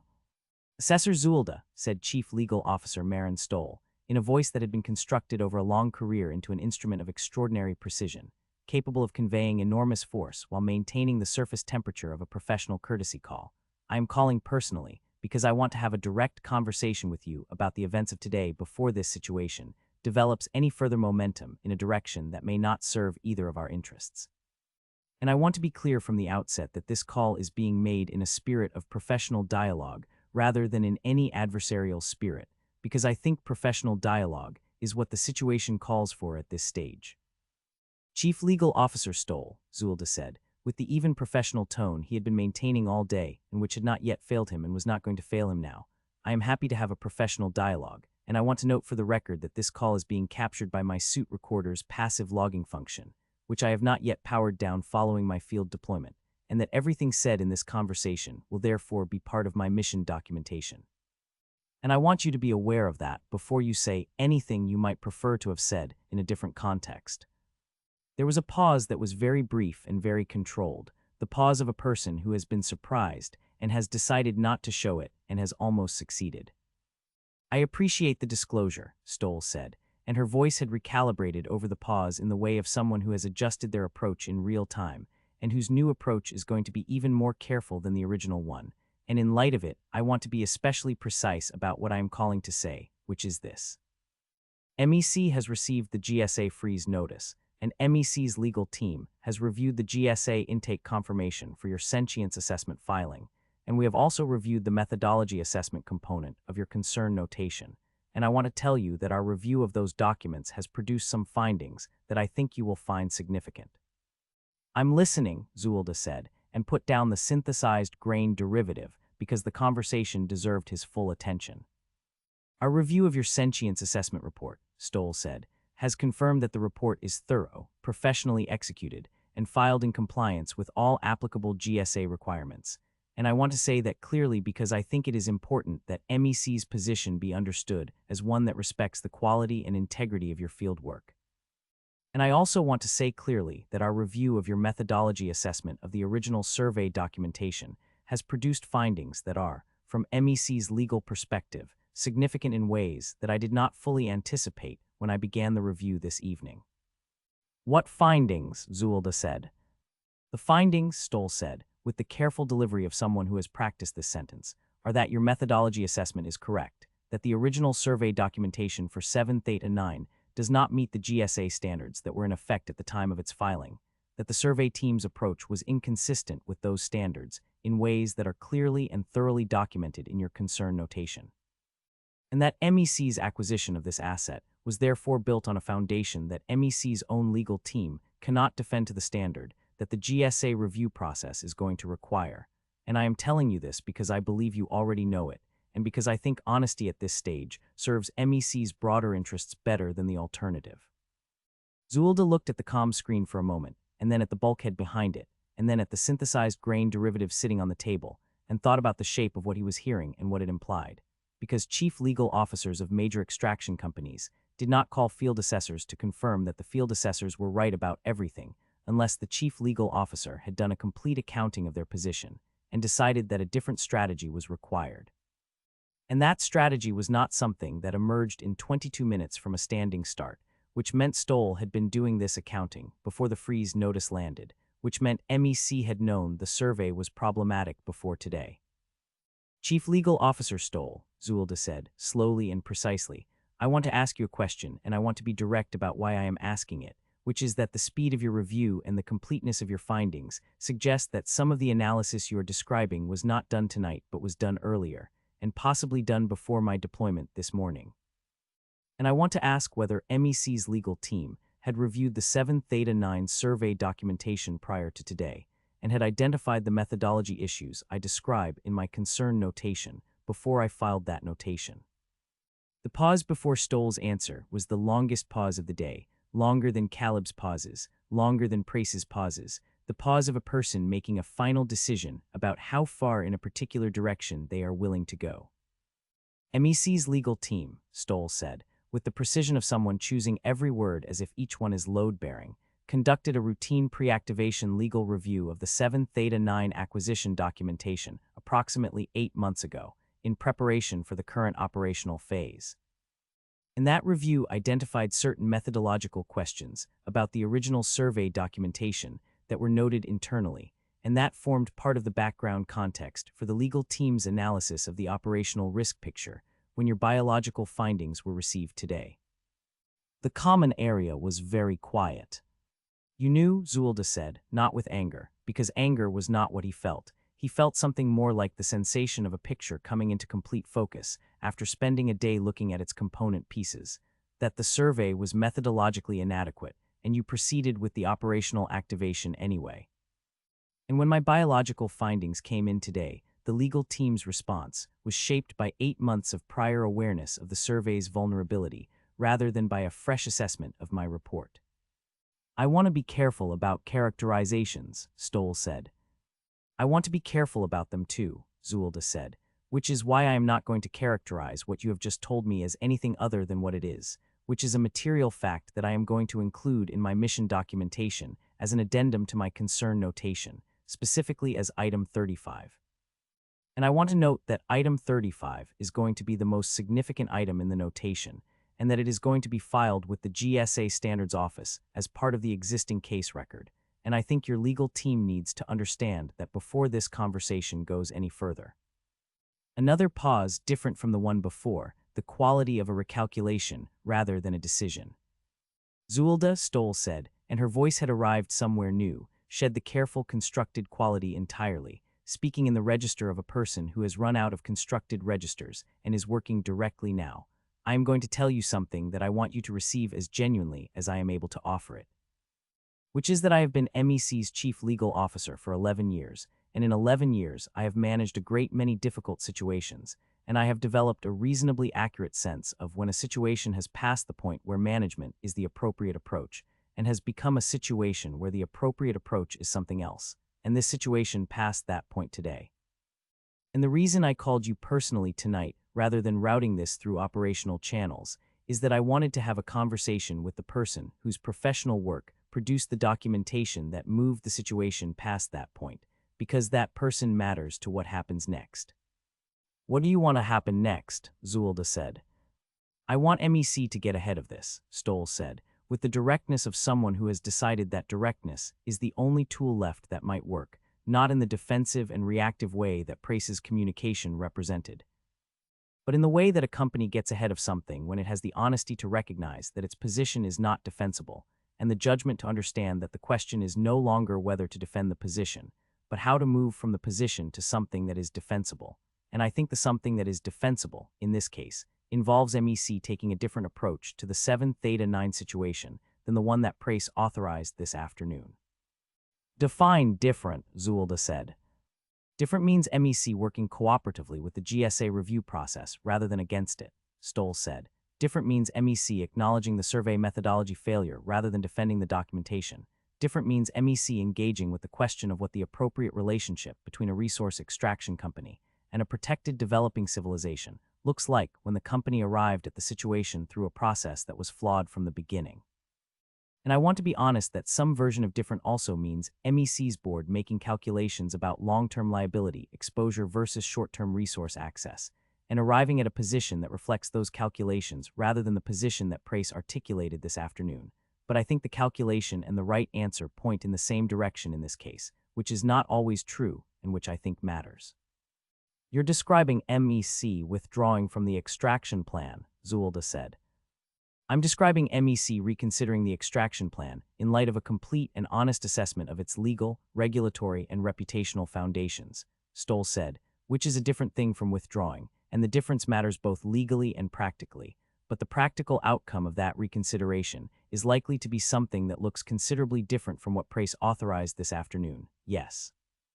Zuillda sat with this for a moment, turning it over with the same careful attention he gave to geological data, looking at its composition and its structure, and what it implied about the larger formation it was part of, and what it implied was complicated and not entirely comfortable, because Stoll was telling him something genuine, but she was also telling him something that served MEC's interests in a specific way, and those two things were not mutually exclusive, but they were not the same thing. And he wanted to understand both before he responded to either. Chief Legal Officer Stoll, he said, I want to ask you about the other planets. There was a silence with a completely new quality to it, a silence that had not been expecting that specific sentence, and in the silence, Zuillda continued. My concern notations item 34 addresses the systematic relationship between the original survey's methodological failures and my operational conditions today, he said, and in preparing that item, I reviewed the operational history of Harvin Survey Associates and the portfolio of surveys they conducted for MEC before MEC acquired and dissolved them. And I found that the 7 Theta 9 survey was not the only Harvin survey in MEC's acquisition portfolio that relied primarily or exclusively on rapid transit orbital passes for its biological classification data, and I want to know whether MEC's pre-activation legal review 8 months ago looked at those other surveys or exclusively at 7 Theta 9. The silence extended. How many did you identify? Stoll said very quietly. 11 surveys in MEC's active acquisition portfolio that share the methodological profile of the 7 Theta 9 survey, Zuillda said, meaning single or limited orbital passes as the primary biological classification methodology, survey windows of 2 to 4 days for Class M planetary bodies, and biological assessment sections that are materially shorter and less supported than the geological sections in the same documents. And I want to be clear that I have not had the opportunity to conduct surface assessments of those 11 planets, so I cannot tell you what is on them, but I can tell you that the methodology used to classify them is the same methodology that produced a sub-sentient classification for a planet with 1 billion people on it. And I think that is a fact that MEC's board needs to be working from when they make their calculations about long-term liability exposure. What followed was the longest silence of the entire day, longer than anything the channel had produced, longer than Caleb's careful pauses and Prace's recalibrating ones and Stoll's decision-making ones, a silence with the quality of a very large and very solid thing shifting its weight. 11 planets, Stoll said. 11 in the active acquisition portfolio, Zuillda said, and I have not reviewed the historical portfolio of planets that Harvin surveyed before MEC began its acquisition activation program, and I don't know how many surveys in that historical portfolio share the same profile, and I think that is a number that MEC's legal team needs to determine with some urgency. I need to make some calls, Stoll said. I imagine you do, Zuillda said, and I want to say before you make them that my concern notation as filed covers the 7 Theta 9 situation specifically and the methodological questions about the Harvin survey portfolio generally, and that I have flagged the 11-planet issue as an item requiring further investigation, and that I have filed the notation with the GSA Standards Office as part of the existing case record. And that the GSA Standards Office is therefore already in possession of the 11-planet flag and will presumably be conducting their own review of the Harvin portfolio as part of the case investigation. Of course they will, Stoll said, with the tone of a person watching a situation reveal dimensions they had not previously mapped. "I want to say one more thing," Zuillda said, "and I want to say it clearly and without any professional packaging, because I think this conversation has arrived at a point where professional packaging is not serving either of us." "Say it," Stoll said. "The Thari are a people," Zuillda said, "and what they deserve from this situation is not to be a line item in a liability assessment, even a liability assessment that arrives at the correct practical conclusion. And I understand that MEC is a company, and that companies operate through calculations, and I am not asking MEC to stop being a company or to stop making calculations. I am asking that the calculation that gets made here is a complete one. One that has the Thari's status as a protected developing civilization, as a fixed point rather than as a variable, and that everything else is arranged around that fixed point rather than the other way around. And I think if you make that calculation honestly, the answer that comes out of it is defensible in every sense of that word, legally and professionally, and in the other sense that doesn't have a professional name, but that everyone in this conversation understands perfectly well." Stoll was quiet for a long moment, and then she said, in a voice that had come the furthest from its original register of anything that had been said tonight, "I'll be in touch," and ended the transmission.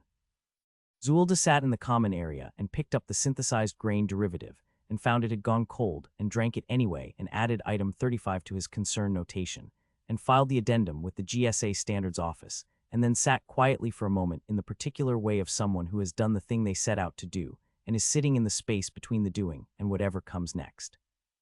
Drex appeared in the doorway of the common area. He had the look of a person who had been listening to everything, and had been standing in the corridor outside the common area for the last part of it, which Zuillda had been aware of from the acoustic signature of his presence, and had not commented on because there was no reason to comment on it. 11 planets, Drex said. 11 in the active portfolio, Zuillda said. "I don't know the full number yet." "Neither does MEC, apparently," Drex said, and came into the common area and sat down across from Zuillda with the manner of someone who has decided to be somewhere rather than finding himself there, a quality Drex had not previously deployed in Zuillda's presence. "They knew about the methodology problem on this one," Zuillda said, "and they proceeded anyway, and I think they knew that pulling the thread on one survey risked pulling the thread on all of them, and I think that was part of why Prace's communication was written the way it was written, trying to move past the immediate situation before anyone started looking at the broader pattern." "And you looked at the broader pattern," Drex said. "I read the survey documentation carefully," Zuillda said, "and when you read something carefully enough you see the shape of it, and the shape of the 7 Theta 9 survey was a shape I recognized, and when I recognized it I looked for other surveys with the same shape, and there were 11, and I filed what I found because it was part of the complete picture, and I was filing a complete picture." "You didn't mention the 11 planets on the channel today," Drex said, not accusingly, observationally. "I was still confirming the count when I was preparing my transmissions," Zuillda said, "and I wanted to be certain before I put a number on the record, and I am now certain, and the number is on the record, and Stoll is making calls, and I think those calls are going to produce a set of subsequent calls that are going to keep MEC's legal department occupied for a considerable period of time." "How long?" Drex said. "Years," Zuillda said. "The GSA review process for a sentience finding of this complexity takes years at minimum, and if the Standards Office opens a portfolio review of the Harvard surveys, the scope of that investigation is going to be very large and very thorough, because the GSA does not do partial investigations when the pattern of potential violations is systemic, and 11 planets is a systemic pattern."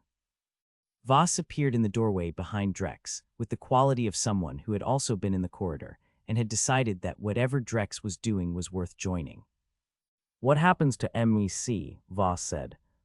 MEC is a large company with substantial resources and a legal team that is clearly capable and clearly motivated, Zuillda said, "and I don't think MEC ceases to exist. Companies of this size have survived significant regulatory challenges before, but I think MEC's acquisition portfolio is going to look very different in 5 years than it does today. And I think the people who made decisions about the Harvard surveys and about what to do with the methodology questions when they were identified internally are going to have significant professional difficulties. And I think the board is going to make the calculation that Stoll described, and that calculation is going to point toward cooperation with the GSA process rather than resistance to it.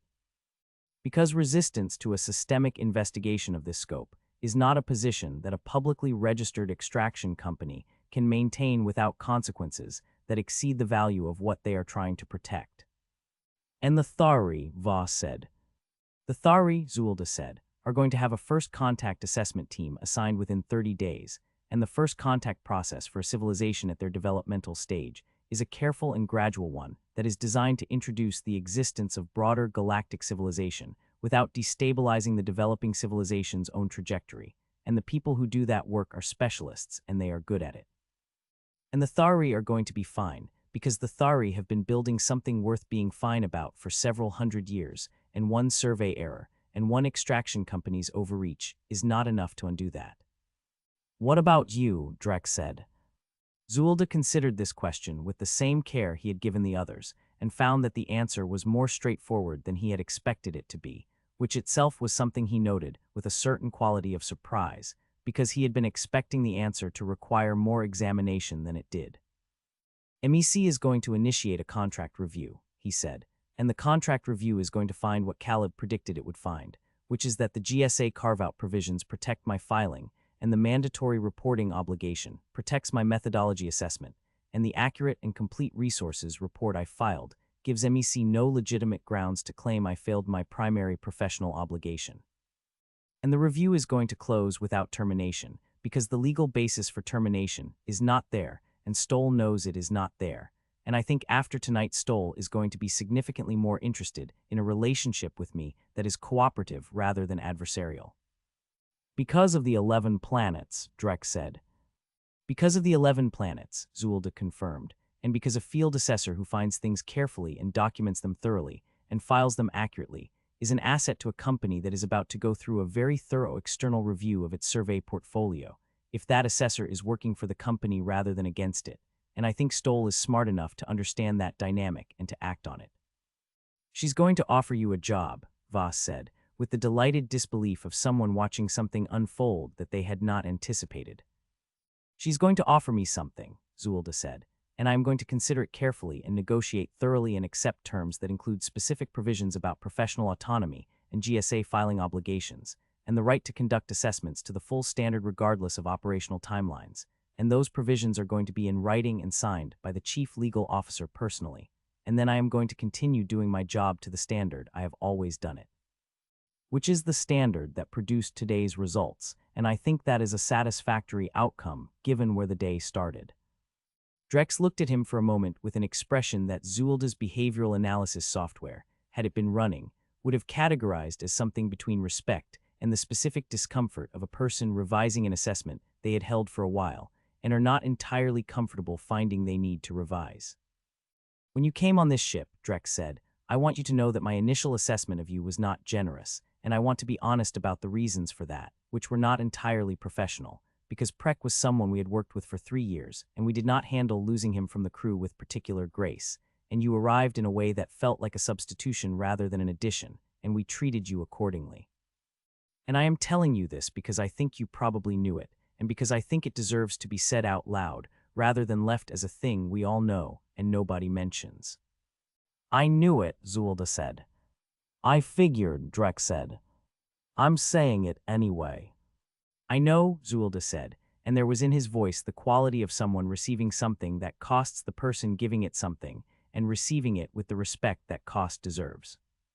Also, Drex said, and the ease came back into his voice, the genuine version of it, the version that was not performance but was actually how Drex moved through the world when he was not protecting something. I want to say that the image of you in that suit, walking through that settlement all day with 15 officers following you, and an administrator waving documents at you, and geological sample readings running the whole time,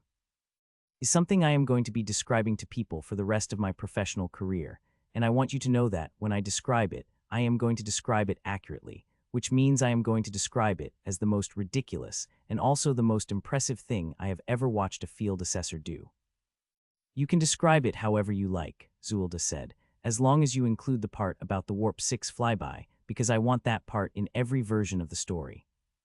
The Warp 6 flyby is the best part, Voss said from the doorway, with complete conviction. The Warp 6 flyby is going to be the first thing I tell people and the last thing I tell people, and I am going to tell it until people stop being surprised by it, which I estimate will be never. Caleb appeared behind Voss in the doorway, which meant the entire complement of the Meridian Threshold's crew was now standing in or adjacent to the common area, something that Zuillda suspected had not happened in the ordinary course of this ship's operations with any regularity, and Caleb was holding a data tablet and looking at it with the expression of a person reading something they expected and had prepared for and are finding now that it has arrived. That preparation and arrival are different experiences. Praise called, Caleb said, without looking up from the tablet. I'm not surprised, Zuillda said. He was, as anticipated, not pleased, Caleb said, and I read him the GSA carve-out provisions in your contract, as I indicated I would, and he said several things that I am not going to repeat on the channel record, and one thing that I am going to repeat, which is that he said, and I want to be precise about this, that this situation is not finished, and that MEC intends to pursue every available avenue to protect its operational position on this asset. That's a fairly standard response, Zuillda said. It was, Caleb agreed, and then I received a second call, 12 minutes after Prace's, from someone whose identifier I did not recognize, and the call was from a senior analyst in MEC's acquisitions division, and the analyst told me, voluntarily and without prompting, that they had been trying for 4 months to get someone in MEC's senior operational leadership to take seriously the methodology questions that the pre-activation legal review had raised about the 7 Theta 9 survey, and that they had filed 3 internal memos on the subject that had been acknowledged and not acted on, and that they were calling because they wanted to offer their cooperation to any review process that was going to examine the situation. And they provided me with copies of the 3 internal memos. The common area was completely quiet. They have the memos, Voss said. They have the memos, Caleb confirmed, and the memos are detailed and they are signed and they are timestamped, and they describe the methodology questions with a clarity and a specificity that makes it entirely clear that MEC's senior operational leadership had documented professional advice that the 7 Theta 9 survey was inadequate and proceeded with the operational activation anyway, and I have forwarded the memos to Zuillda's mission documentation file, and I have also, on my own professional judgment, forwarded them to the GSA case file as supplementary evidence, because I am this ship's mission coordinator, and the mission coordinator's responsibility includes ensuring that all material evidence relevant to an active GSA case is properly submitted, and I am confident that this falls within that responsibility. Caleb, Zuillda said. I have 26 forms to file before end of shift, Caleb said, still looking at the tablet, and I don't want to discuss it further. I want to discuss it briefly, Zuillda said, because what you just did is not a small thing and it deserves acknowledgement, and the acknowledgement I want to give it is this. You are a considerably better mission coordinator than this ship's atmosphere has given you room to be, and I think that is a fact that deserves to be on the record alongside everything else today has put there. Caleb looked up from the tablet for the first time, and the expression on his face had the quality of a person receiving something they were not expecting and are not entirely sure what to do with, and he looked at it for a moment and then looked back at the tablet. 26 forms, he said. 26 forms, Zuillda agreed, and let him go. The 4 of them stayed in the common area for a while after that, in the comfortable way that people stay somewhere when the thing they have been doing together is finished, and nobody is quite ready to go back to whatever comes before and after it, and Drex told a version of the exosuit story that was already substantially better than the events had been, and Voss contributed details that improved it further, and Caleb, from somewhere in the corridor where his forms were presumably filing themselves, occasionally called out corrections to the timeline that demonstrated he had been paying significantly more attention to the events of the day than his procedural manner had suggested. Zuillda sat in the common area of the Meridian Threshold and drank cold synthesized grain derivative and listened to the story of his own day being told back to him with the embellishments that good stories acquire in the first hours of their existence, and thought about 7 Theta 9 below them with its lights and its roads and its officers going home at the end of their shift, and its administrator writing a report that had no adequate category for what it needed to describe. And thought about the GSA case file building itself in an automated system somewhere with his sentience assessment and Caleb's memos and the flagged Harvin portfolio, all accumulating into the official and documented and legally consequential record that was going to determine what happened next. And thought about 11 planets whose surveys he had not yet read and whose surfaces he had not yet seen, and whose status was now a question with a case number attached to it and a standards office review pending. His comm screen signaled an incoming transmission. The identifier read, Stole M.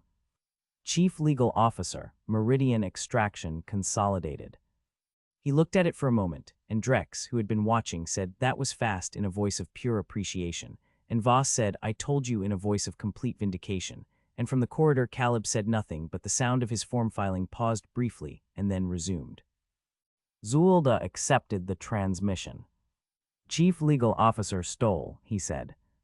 "Assessor Zuillda," said Stoll, and her voice had the quality of someone who has made a complete set of calls and arrived at a position, and is now speaking from that position with the clarity of a person who knows where they stand. "I have spoken with MEC's board chair, and with the chair of MEC's audit committee, and with 3 members of the senior acquisitions leadership. And I have shared the contents of our earlier conversation and the material that your mission coordinator submitted to the GSA case file this evening, and I want to tell you the outcomes of those conversations." "Go ahead," Zuillda said. "The board has authorized a voluntary cooperation protocol with the GSA review process, which means MEC will be providing full access to the Harvin survey portfolio and all internal documentation related to the pre-activation legal reviews of those surveys, including the documentation related to the advice that was not acted on," Stoll said. "And the board has also authorized me to open conversations with the GSA's Acquisitions Oversight Division about a negotiated resolution framework for the 7 Theta 9 situation specifically and the Harvin portfolio situation generally, and that framework is going to be built around the principle that MEC's relationship with any planet found to support protected species will be governed by the species status and not by MEC's prior acquisition documentation. Which is a significant position change, and I want you to understand that it is a genuine one rather than a tactical one." "I appreciate that," Zuillda said, and meant it. "I also want to tell you," Stoll said, "that Director Prace has been relieved of his operational responsibilities pending the board's review of the decisions made today, and that the 3 members of senior acquisitions leadership who were provided the internal memos regarding the 7 Theta 9 survey methodology and did not act on them are also under board review. And I want to be honest that this is partly because it is the right thing and partly because it is the necessary thing, and those 2 things have the same practical outcome in this case, even if their justifications are different." "I understand the difference," Zuillda said, "and I agree that it matters less than the outcome when the outcome is the right one." Finally, Stoll said, "I want to make you an offer, and I want to make it straightforwardly rather than through the normal channels, because I think the normal channels are going to be slower than the situation warrants, and the offer is this. MEC needs a qualified field assessor with a demonstrated commitment to complete and accurate assessment work to lead the portfolio review of the 11 Harvin surveys you identified, and potentially additional surveys if the Standards Office review expands the scope. And I want to offer you that role with a contract that includes the professional autonomy provisions and the GSA filing protections and the assessment standard guarantees that I think you are going to tell me are your conditions. Because I think you are going to tell me those are your conditions." "Those are my conditions," Zuillda said. "I assumed they were," Stoll said. "Do we have the basis for a conversation?" "We have the basis for a conversation," Zuillda said, "and I want to note that the conversation is going to be a thorough one, and that the conditions are going to be specific and detailed, and in writing, and that I intend to have them reviewed by an independent legal advisor before I sign anything. And I think if you are as serious about the cooperation protocol as you say you are, those requirements are going to present no difficulty." "No difficulty," Stoll confirmed. "Then we have the basis for a conversation," Zuillda said, "and I am available tomorrow after I have slept, because today has been a long day and I have earned a night's rest, and I intend to take it." "Tomorrow," Stoll said, and there was in her voice something that was not quite warmth but was adjacent to it, the tone of a person who has found a thing they needed where they did not expect to find it, and is allowing themselves a moment of genuine acknowledgement of that fact before the professional apparatus closes back over it. "And Zuillda, for what it is worth, and I want to be clear that I am saying this as an individual rather than as chief legal officer. The work you did today was the kind of work that the assessment profession is supposed to produce and rarely does, and the fact that it produced consequences that MEC did not want does not change the fact that it was exactly the kind of work the assessment profession needs more of." "Thank you," Zuillda said, and let her go. The common area was quiet for a moment after the transmission ended, and then Drex said, in a voice of pure and unmanufactured wonder, "She offered you a job." "She offered me a conversation about a job," Zuillda said. Which you are going to take, Voss said. Which I am going to consider thoroughly and negotiate carefully and potentially, except on terms that reflect the complete scope of what today demonstrated about my professional value, Zuillda said, which is a different thing from taking it, and the difference matters to me. It's the same thing, Drek said. It really is, Voss said. Zuillda considered arguing the point and decided against it, because it was late and the synthesized grain derivative was cold, and the day had been very long and some arguments were better won by silence than by speech.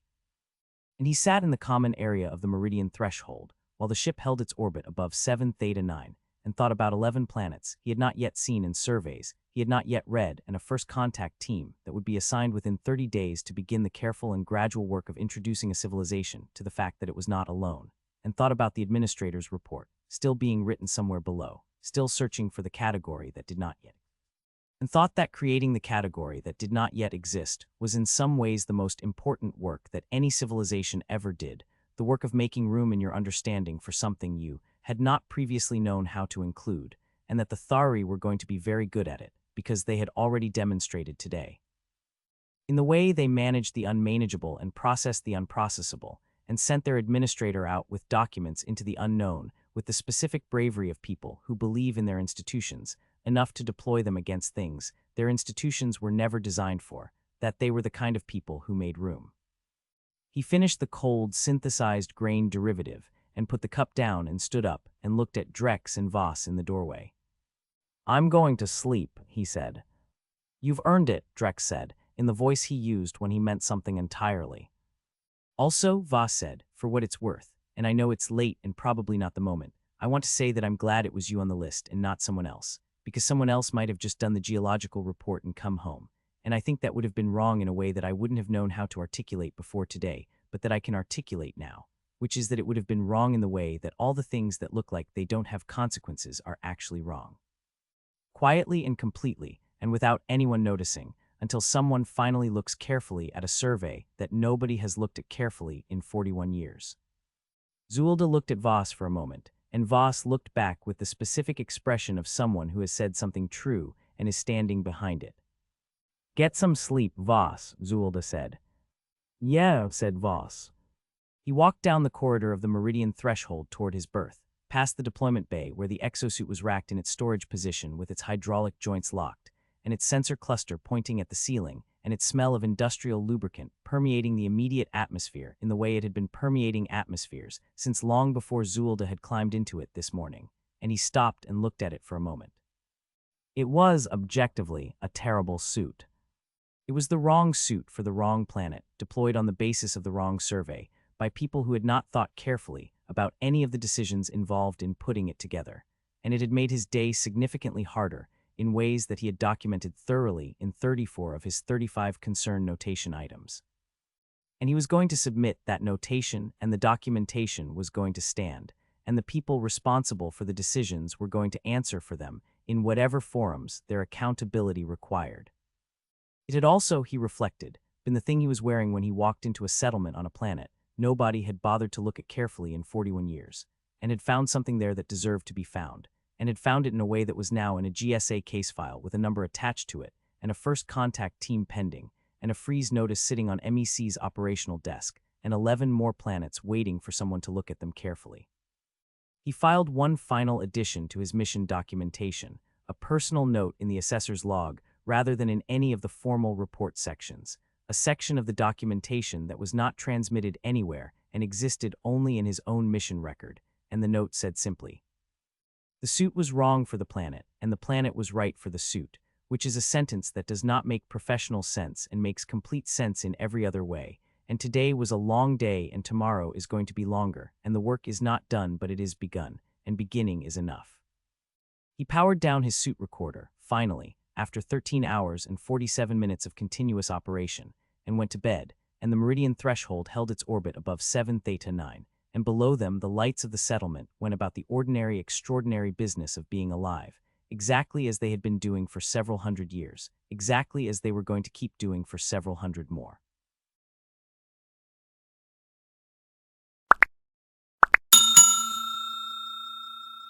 I would like to thank you for watching the video to the end. to encourage us to make more videos. Please like, subscribe, comment, as well as share.